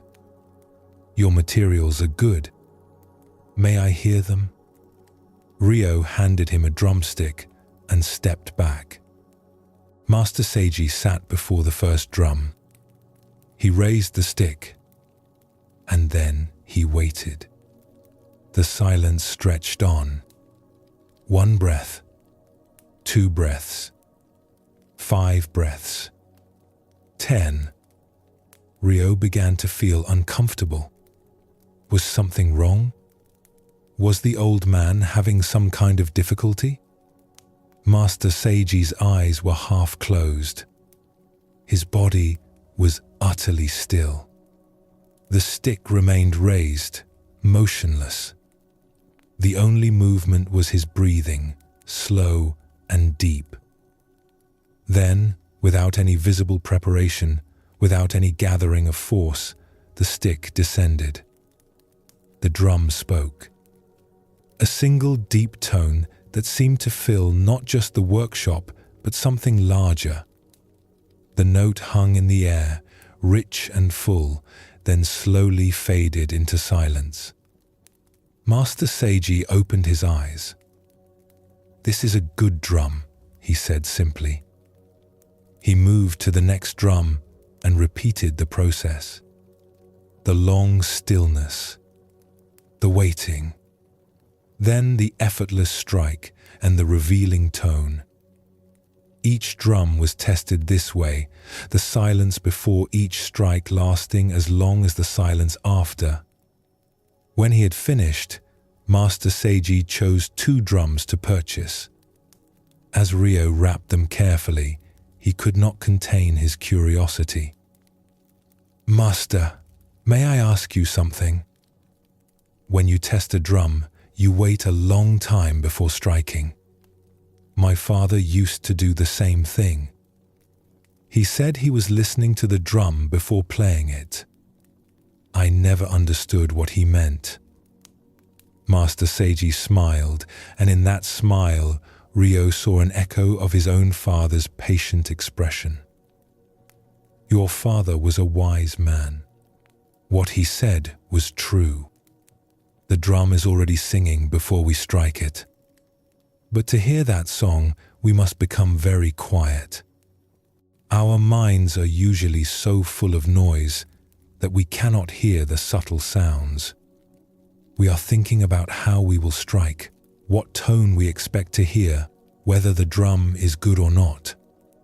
All this thinking creates a kind of deafness." He touched the head of one of the drums gently. "When I sit before a drum, I first let my mind become still. I am not thinking about the drum. I am not anticipating the sound. I am simply present, listening to what is already here. In that stillness, before any thought arises, there is a kind of awareness that is very clear, very sensitive. From that stillness, I can hear things that thinking cannot hear." "What do you hear?" Ryo asked. "The drum itself. Its nature. Its voice that wants to emerge. When I strike from that stillness, I am not imposing my idea of how the drum should sound. I am inviting the drum to speak. The quality of my attention before the strike shapes the quality of the sound. If I strike from scattered thinking, the tone is scattered. If I strike from stillness, the tone is clear." Ryo thought about this for a long moment. "Is this why you wait so long before each strike? You are finding that stillness?" "Yes. Though with practice, the stillness can come more quickly. It is not about the time. It is about the quality of attention. Some days the mind quiets easily. Other days it takes longer. I wait until I feel that clarity, that presence before thought. Then I strike." After Master Seiji left with his drums, Ryo sat alone in his workshop. A finished drum stood before him on its stand. He had tested this drum already, the quick, practical way he had developed over the years. It was a good drum. He knew its sound. But now he wanted to try something different. He raised the stick and prepared to strike. Then he caught himself. His mind was already full of anticipation, full of what he expected to hear, full of thoughts about whether he could do what Master Seiji had described. He lowered the stick and closed his eyes. He tried to let his mind become still. Thoughts kept coming. Doubts, questions, memories of his father, judgments about himself. The mind seemed determined to fill every moment with noise. Ryo did not fight. He had learned that lesson from his own drum making.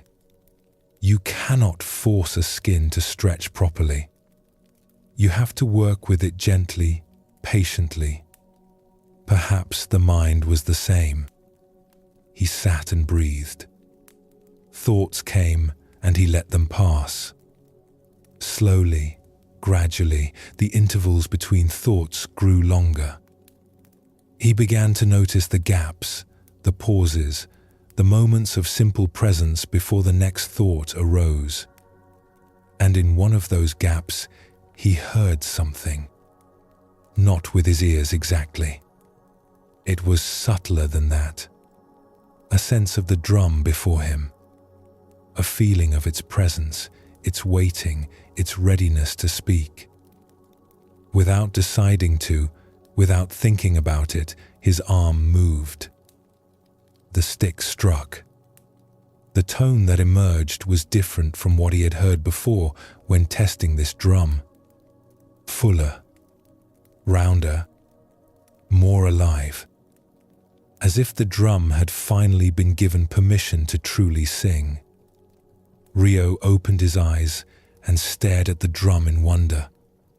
It was the same instrument he had tested dozens of times. But the sound had been different.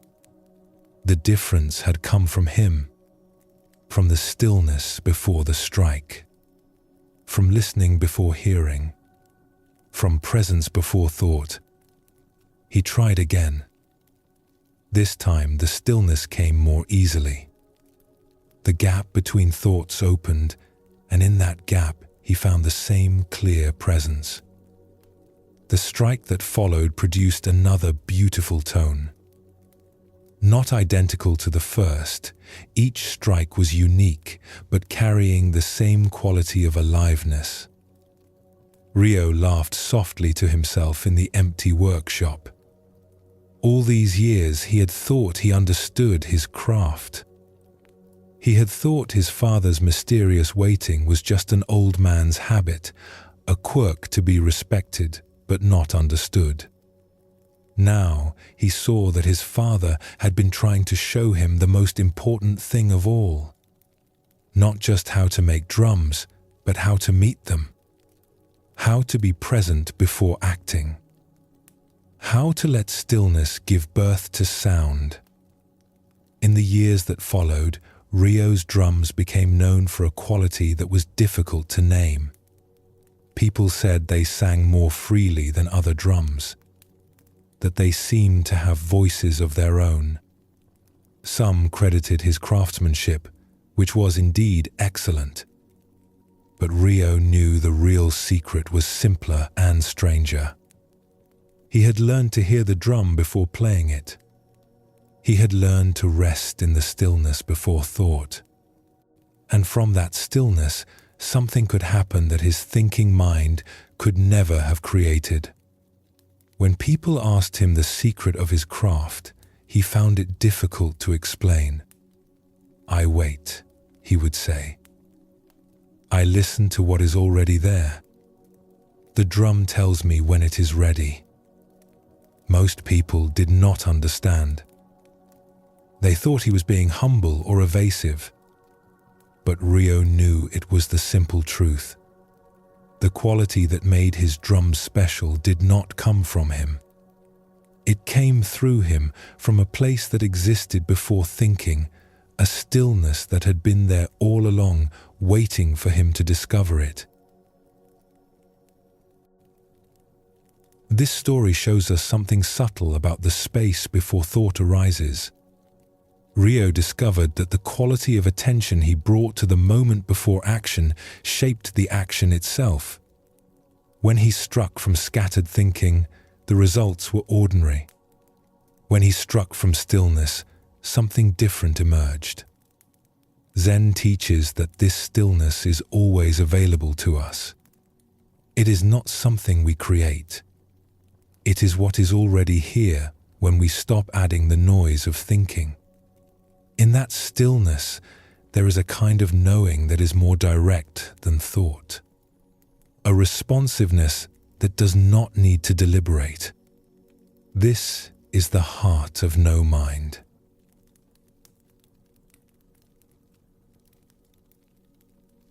Let us explore another story that reveals more of this teaching.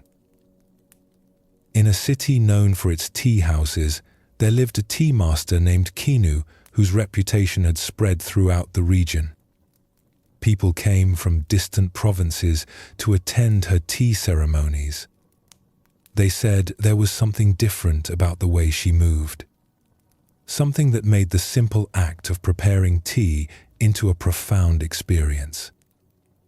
Kinu had not always been remarkable. As a young woman, she had studied the tea ceremony like many others. She had learned the proper positions, the correct sequences, the traditional forms. Her technique was precise and accurate.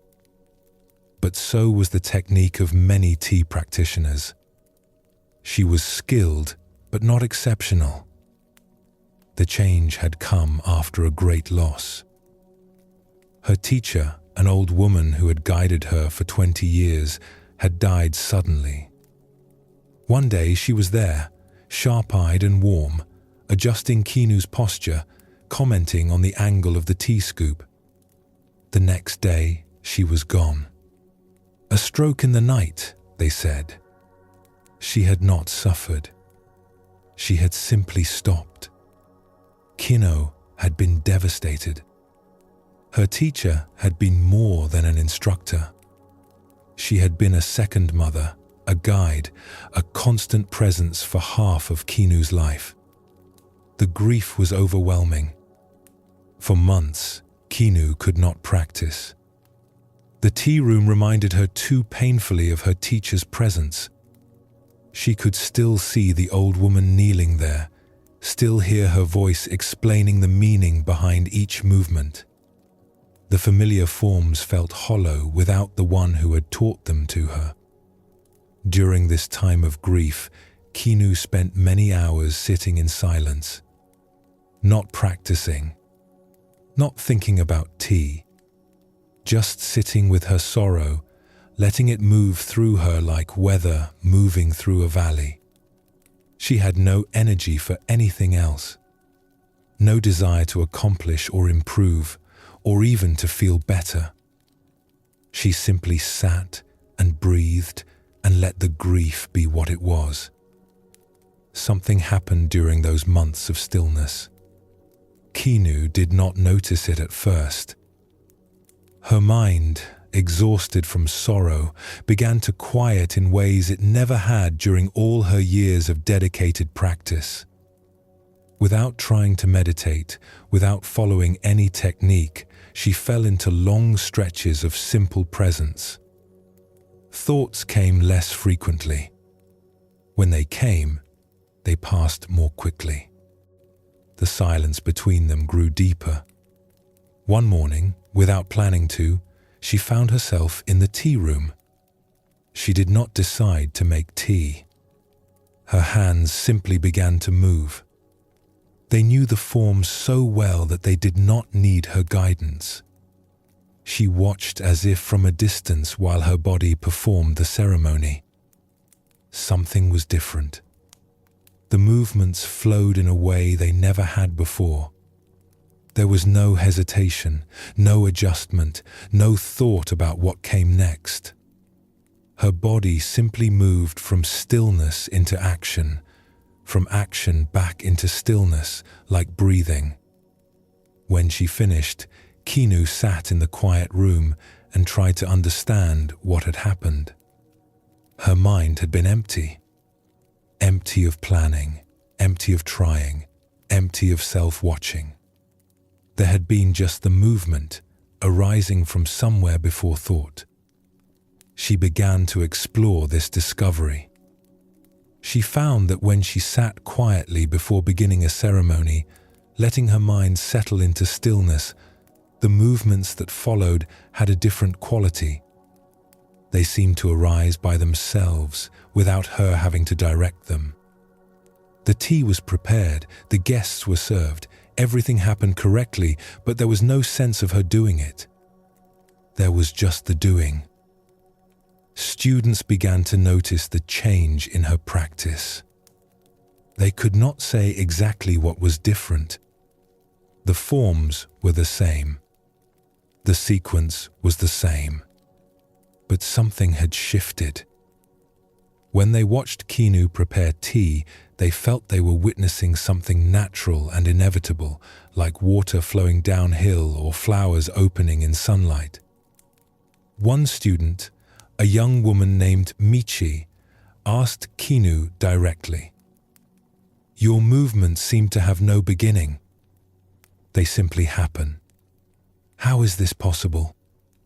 When I perform the ceremony, I am always thinking about what comes next. My movements feel separate, like beads on a string.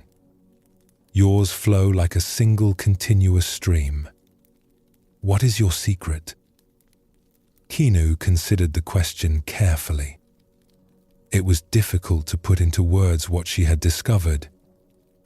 "When I first sit down to prepare tea," she said, "I do nothing.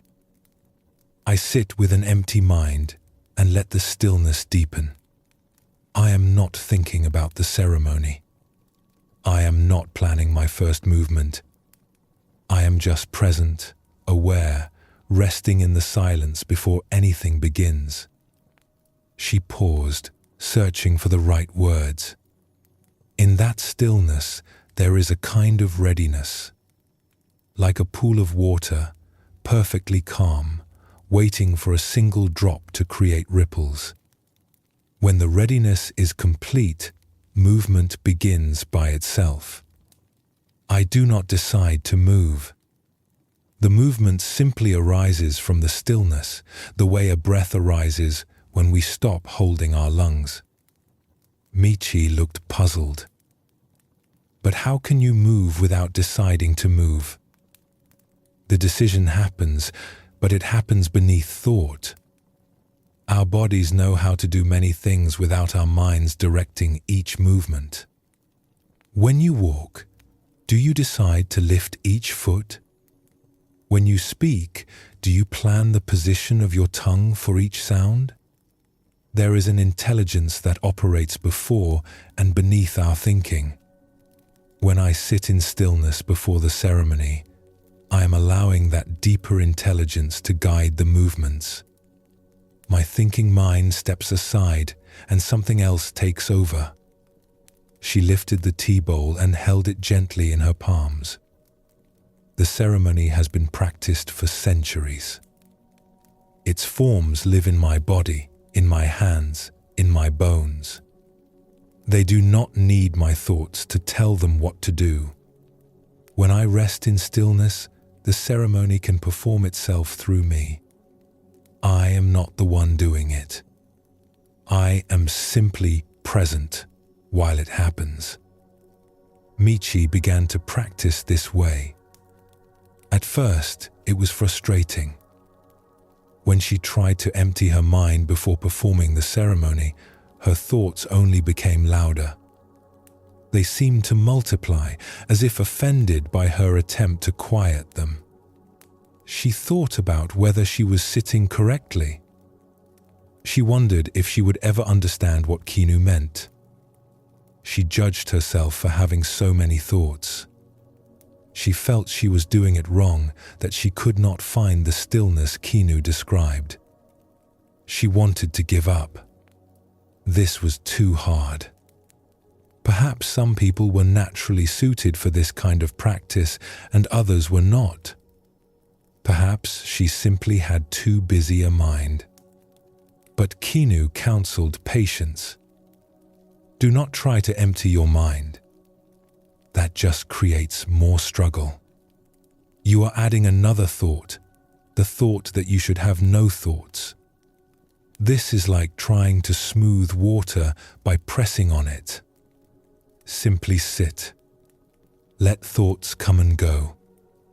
Do not chase them and do not push them away. They are just clouds passing. You are the sky. Over time, the mind settles on its own. You cannot force a pond to become still. You simply stop stirring it and wait. Weeks passed. Michi practiced sitting in stillness before each ceremony. At first, it felt like nothing was changing. But gradually, so gradually, she almost did not notice, something shifted. She began to notice the gaps between her thoughts. Brief moments of simple presence before the next thought arose. These gaps had always been there, but she had never paid attention to them. Now she learned to rest in these gaps, not grasping at them, but simply allowing them. One day, during a practice ceremony, something shifted. Michi had been sitting in stillness, and when the time came to begin, she did not decide to move. Her hands simply began. The movements flowed from somewhere she could not name. For the first time, she understood what Kinu had been describing. The ceremony that followed was not perfect. There were moments when her thinking mind tried to take over, when she lost the flow and had to find it again. But she had tasted something new. She had experienced movement arising from stillness, action born from the space before thought. After the ceremony, Michi sat quietly, absorbing what had happened. Kinu smiled at her. You found it. Only for moments. It kept slipping away. That is how it begins. Moments of flow, then the mind takes over, then we settle again and flow returns. With practice, the moments grow longer. But even masters lose the flow sometimes. The practice is not about achieving permanent stillness. It is about returning to it again and again, resting in the silence before thought, and allowing action to arise from that source. Zen teaches that this space before thought is not empty. It is full of a different kind of presence. An awareness that does not need thoughts to be complete. When we learn to rest in this awareness, even briefly, we discover that action can arise without the usual mental machinery of planning and deciding. Movement flows from stillness. Response arises spontaneously. This is no mind in motion. The Buddha taught that we suffer because we cling to thoughts, to identities, to our constant mental commentary about experience. But before the commentary begins, there is just experience itself. Pure awareness meeting the present moment. When we touch this directly, even for an instant, something relaxes. We discover that we do not need to think our way through every moment. Life can live itself through us when we step out of the way. Take a gentle breath now. Notice the small pause at the end of the exhale before the next inhale begins. That tiny gap of stillness. Rest there for a moment. There is nothing you need to figure out. Nothing you need to do. Just this stillness, from which the next breath will naturally arise.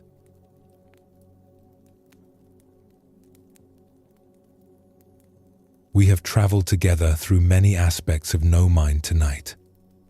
We have seen how the tired mind finds rest when it stops fighting itself.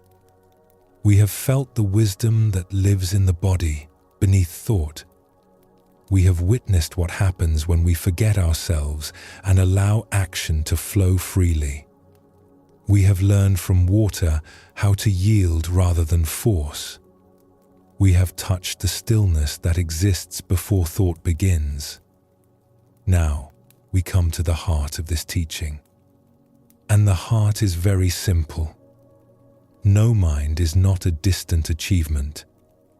It is not a state reserved for monks who meditate for decades in mountain caves. It is not something you must struggle to attain or feel inadequate for not possessing. No mind is simply what remains when we stop dividing ourselves. It is the natural peace of being whole. Zen teaches that we already have what we are seeking. The Buddha nature, the awakened mind, is not something we must create or earn. It is already here, already present, already who we are. Our thinking covers it over. Our striving pushes it away. Our belief that we need to become something different prevents us from recognizing what we have always been. The teaching of no mind points us back home, not to some special place, but to this moment, exactly as it is. Not to some special state of consciousness, but to the simple awareness that is reading these words, that is breathing this breath, that is resting here right now. When we stop trying to be somewhere else, we discover we are already here.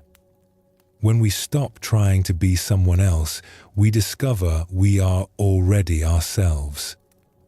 When we stop adding the noise of thinking to the silence of being, we find a peace that was waiting for us all along. Buddhist masters sometimes speak of the ordinary mind as the way itself. Not the mind that has been specially trained or purified or elevated. Not the mind that has achieved rare states of consciousness or accumulated extraordinary experiences. Just this mind. The mind that notices the light changing as evening comes. The mind that feels the weight of the blanket. The mind that hears distant sounds and lets them pass. The mind that is aware of being aware without needing to make anything special of that awareness. This ordinary awareness, when we stop complicating it with our seeking and striving, is itself the peace we have been looking for. We have been searching far and wide for something that has never left us. We have been trying to become what we already are. The journey home is not a journey of distance, but a journey of recognition, of seeing what was here all along. Let us explore a story that shows this truth. In a quiet town where the streets were lit each evening by oil lamps, there lived an old lamplighter named Cho. Every day, as the sun began to set, he would take his long pole with its small flame and walk his rounds through the town. One by one, he would reach up and light the lamps that hung at each corner, each crossroads, each stretch of dark street. He had done this work for 40 years. As a young man, he had inherited the job from his father, who had lit these same streets for 30 years before him. In those days, it had seemed like a humble position, almost an embarrassment. Other young men became merchants who traveled to distant cities. They became craftsmen whose work was displayed and admired. They became scholars who were respected for their learning. Cho lit lamps. There was no prestige in it, no wealth to be gained, no advancement possible. Just the simple task of bringing light to darkness, repeated every evening for a lifetime. His father had tried to teach him something about the work, something beyond the mere mechanics of flame and oil. But Cho had been too young, too restless, too hungry for something more impressive than lamplighting. He had not listened carefully. He had assumed his father was just making peace with a small life, finding meaning where there was none. When he was young, Cho had sometimes felt bitter. He would light the lamps while his mind wandered to other places, other lives he might have lived. He thought about what else he might have become if circumstances had been different. He worried about money, about respect, about whether anyone noticed his existence. He planned escapes that never materialized. He dreamed of recognition that never came.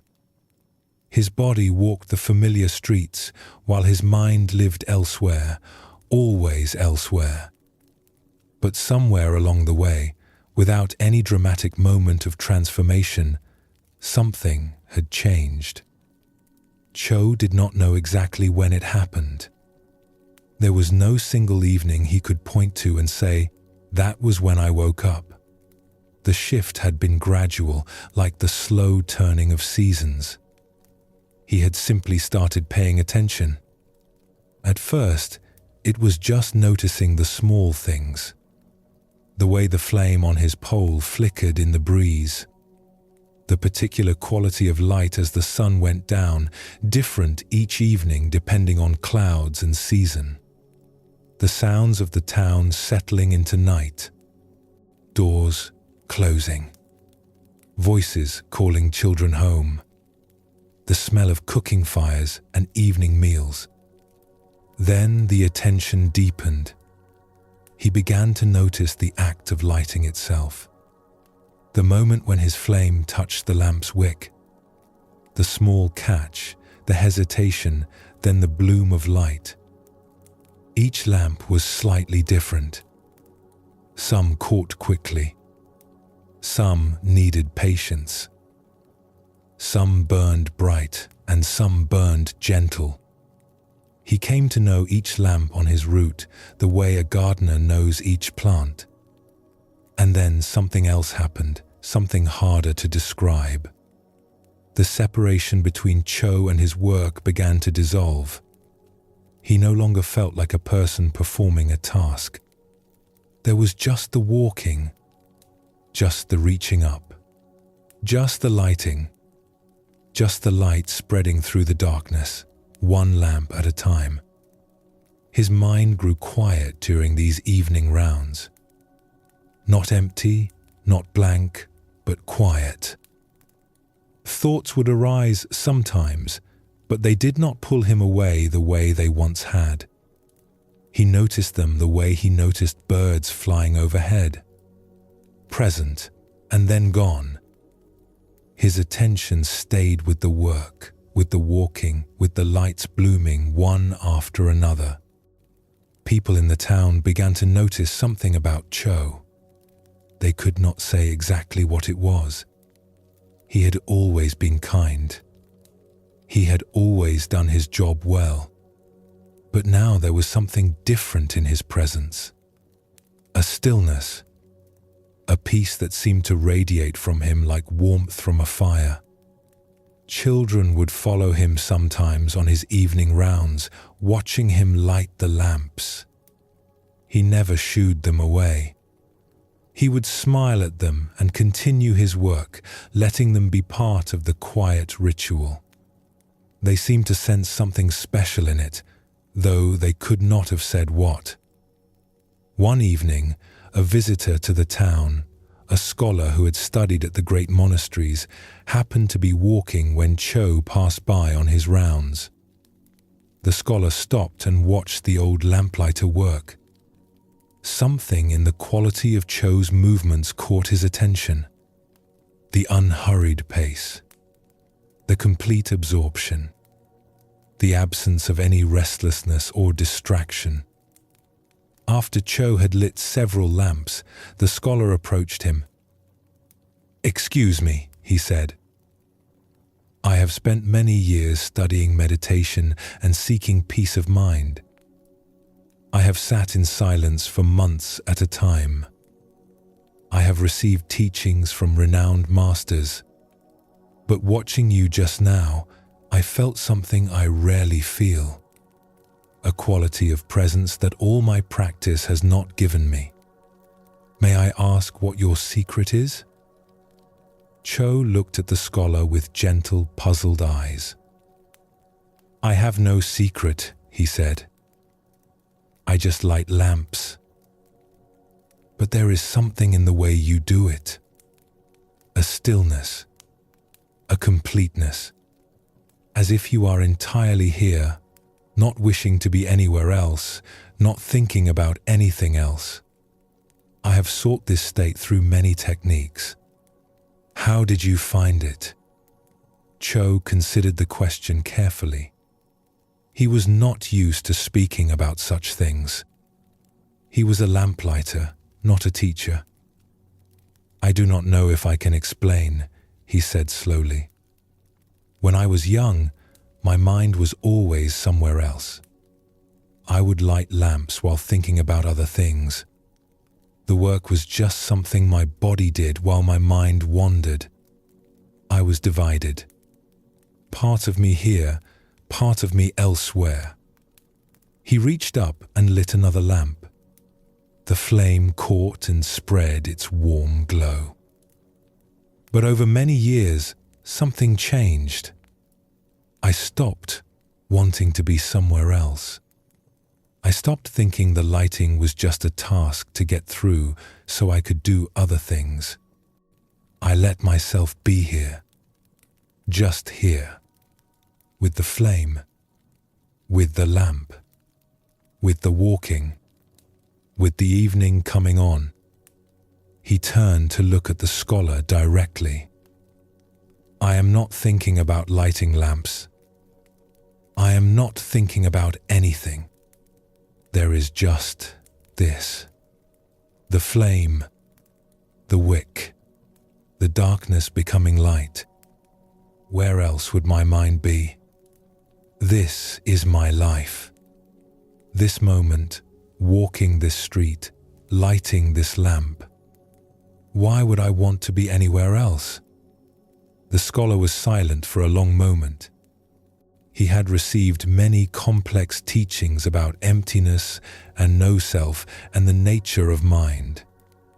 He had practiced many sophisticated techniques.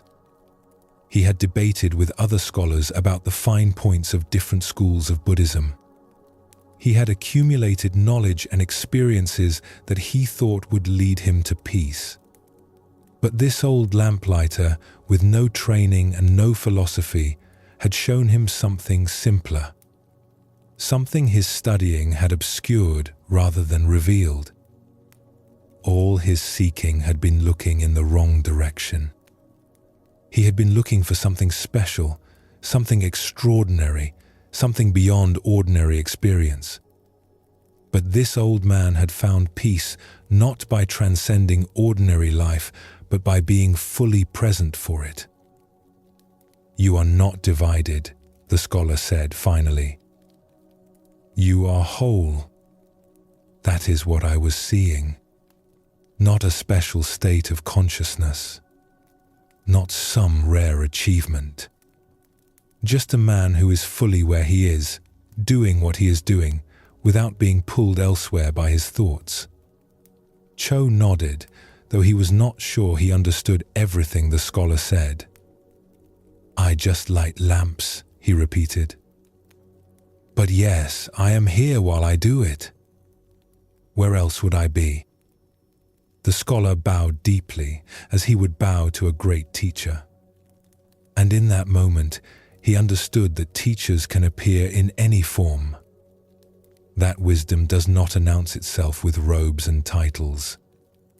That sometimes an old man with a lamp pole knows more about peace than all the scholars in all the monasteries. The scholar thanked him and watched as Cho continued on his rounds, moving from lamp to lamp through the deepening twilight. Each light bloomed in turn. The darkness softened. The town prepared for sleep. And the old man walked on at peace, undivided, simply doing what was before him to do. Simply being where he was. Simply home. This story shows us the simplicity at the heart of no mind. Cho had no special training. He did not sit in meditation or receive teachings from masters.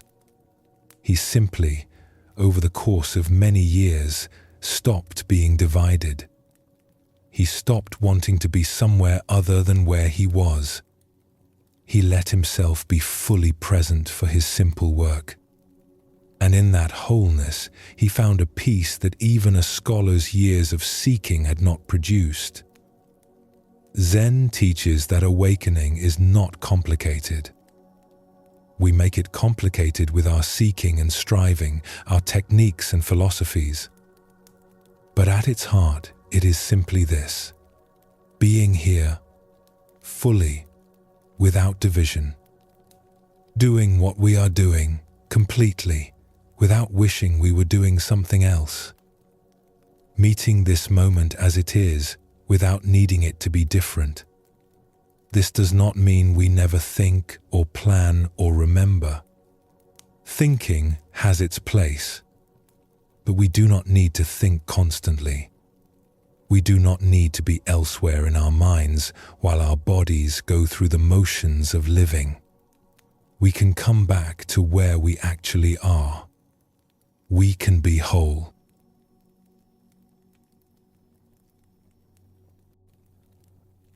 Let us explore one more story as we come to rest together. In a monastery tucked into a fold of the mountains, there lived a gardener named Sen who had tended the temple grounds for over 30 years. She had come to the monastery as a young woman, restless and searching. She had wanted to find enlightenment, to break through to some great understanding, to become wise and free. In those early years, she had sat in meditation with fierce determination. She had studied the teachings with intense concentration, memorizing sutras and commentaries, questioning teachers about the finest points of doctrine. She had sought out the most respected masters and begged for their guidance. She undertook difficult practices. She fasted. She kept silence for months at a time. Enlightenment, she believed, was something to be achieved through effort and dedication, and no one could say she lacked either. But enlightenment did not come. No matter how hard she tried, how many hours she sat, how many teachings she absorbed, the breakthrough she sought remained out of reach. She had experiences during meditation, glimpses of something that felt significant, but they always faded. She would think she was close, that the next retreat or the next practice or the next teaching would finally push her over the edge into lasting awakening. But it never happened. She saw other practitioners around her, some of whom seemed to have found what she was looking for. They had a quality of ease she could not access, a settledness that her striving never produced. She wondered what was wrong with her. Was she not sincere enough? Not dedicated enough? Not intelligent enough? Why could she not grasp what others seemed to have attained? After many years of striving, Sen grew exhausted. Her seeking had worn her out. The intensity she had maintained for so long could not be sustained. Her body ached from all the sitting. Her mind felt dull from all the effort. She had given everything to her search and had nothing to show for it but fatigue. She asked the abbess if she could be released from the meditation schedule and given simple work instead.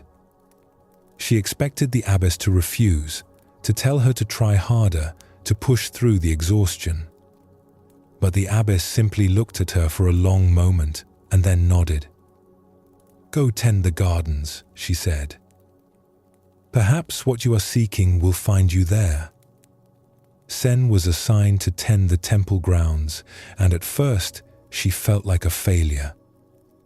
She had come seeking enlightenment and ended up pulling weeds. She had hoped to become wise and found herself hauling water and trimming bushes. It seemed like a defeat. But slowly, as the seasons passed and she gave herself to the simple work, something unexpected happened. She stopped thinking about enlightenment. There was no room for grand spiritual seeking when you were on your knees in the dirt, pulling weeds one by one. There was no space for philosophy when you were carrying water to thirsty plants or raking leaves from the pathways. The body was too engaged, the attention too occupied, for the mind to wander into its usual territories of ambition and self-judgment. Her world became small and immediate. This plant, this stone, this patch of earth. The feeling of soil between her fingers, cool and alive. The smell of green growing things after rain.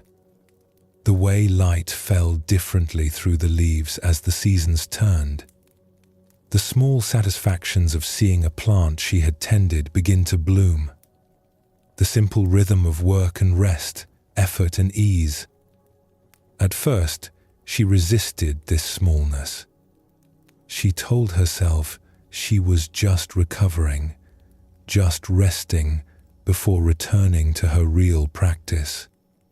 But the weeks turned to months, the months to years, and she found herself less and less interested in returning to the meditation hall. The garden had become her practice. The simple acts of tending had become her path. And in that smallness, that immediacy, Sen began to find what all her seeking had not given her. Not enlightenment as she had imagined it. Not some dramatic breakthrough or mystical experience. Just a quiet settling. A peace that came from being fully present with simple things. She no longer thought about whether she was making spiritual progress. She no longer compared herself to others or judged her own development. She simply worked in the garden, hands in the soil, sun on her back, water flowing to roots that needed it. Young monks sometimes came to watch her work. They noticed something about the way she moved. Something unhurried. Something complete. They would ask her questions about practice, expecting complicated answers. "How do you find peace?" They would ask. "I pull weeds," she would say. "I water plants. My hands are in the soil. Where else would my mind be?" "But don't you seek enlightenment anymore?" Sen would smile at this question. "I sought enlightenment for 20 years and could not find it. Then I stopped seeking and found something better. I found this." She would gesture at the garden around her. "This moment, this breath, this work. When I stopped looking for something special somewhere else, I discovered that ordinary life was enough. That being fully here was what I had been looking for all along." One autumn day, the abbess came to walk with Sen through the garden. The leaves were turning gold and red. The air was cool and smelled of ripening fruit. "I have watched you over the years," the abbess said.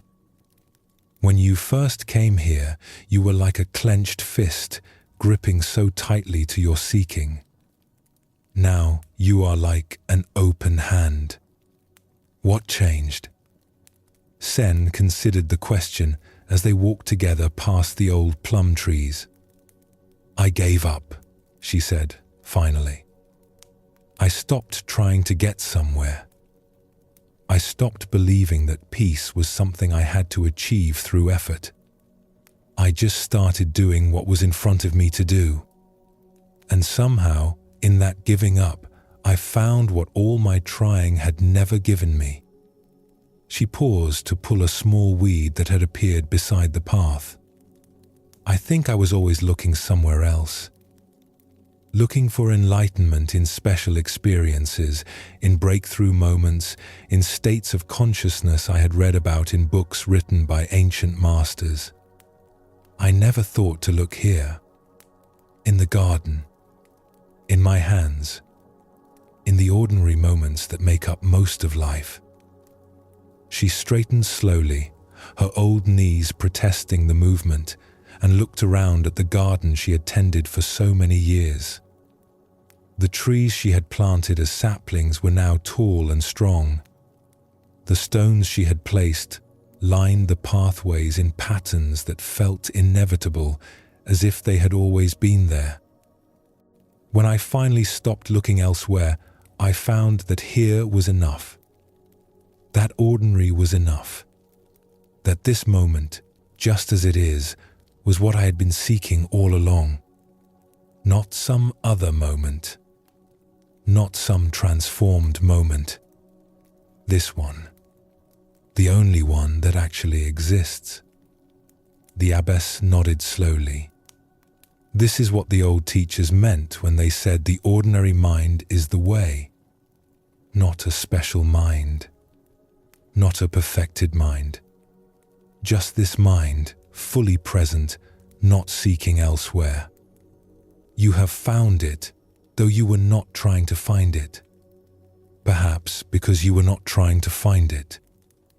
Yes, Sen agreed. And that seems to be the secret, if there is one. Stop trying to find it. Stop believing it is somewhere else.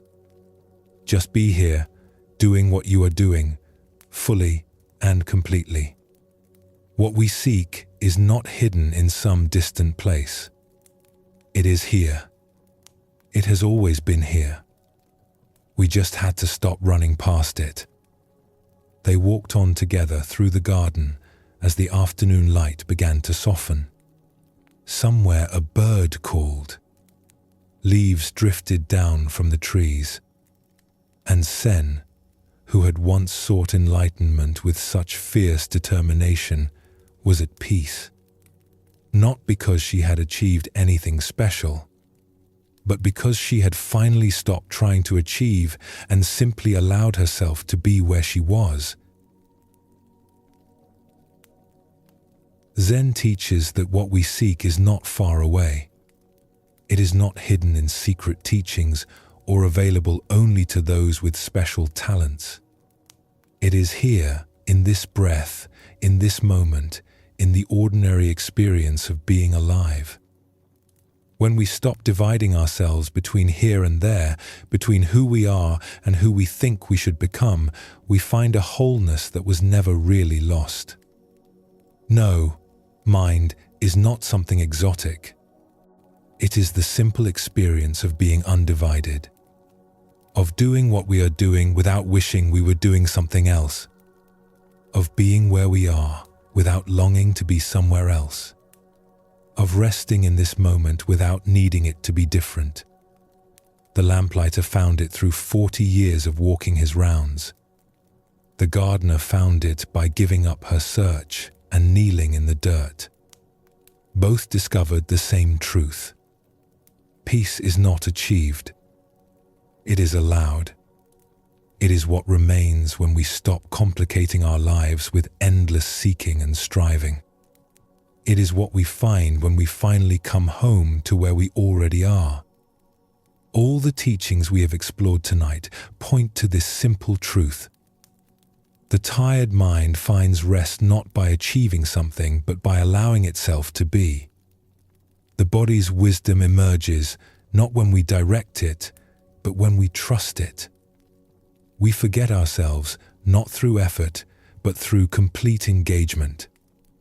We flow like water, not by forcing, but by yielding. The stillness before thought is not something we create, but something we discover was always there. And now, at the end of our journey together, we arrive at the simplest teaching of all. No, mind is just this: being here, being whole, being at peace with what is. Not because everything is perfect, not because we have achieved some special state, but because we have stopped dividing ourselves. We have stopped seeking elsewhere. We have come home. As you rest here now, you do not need to seek no mind. You do not need to achieve anything or become anyone different. You can simply be where you are, breathing this breath, feeling this body, hearing these words. This ordinary awareness is enough. This simple presence is the peace you have been looking for. Take a gentle breath. Feel yourself settling into this moment, exactly as it is. There is nowhere else you need to be, nothing else you need to do. The thinking mind has worked hard for a long time. It can rest now. Let it rest. Let everything rest. You are here. You are whole. You are home.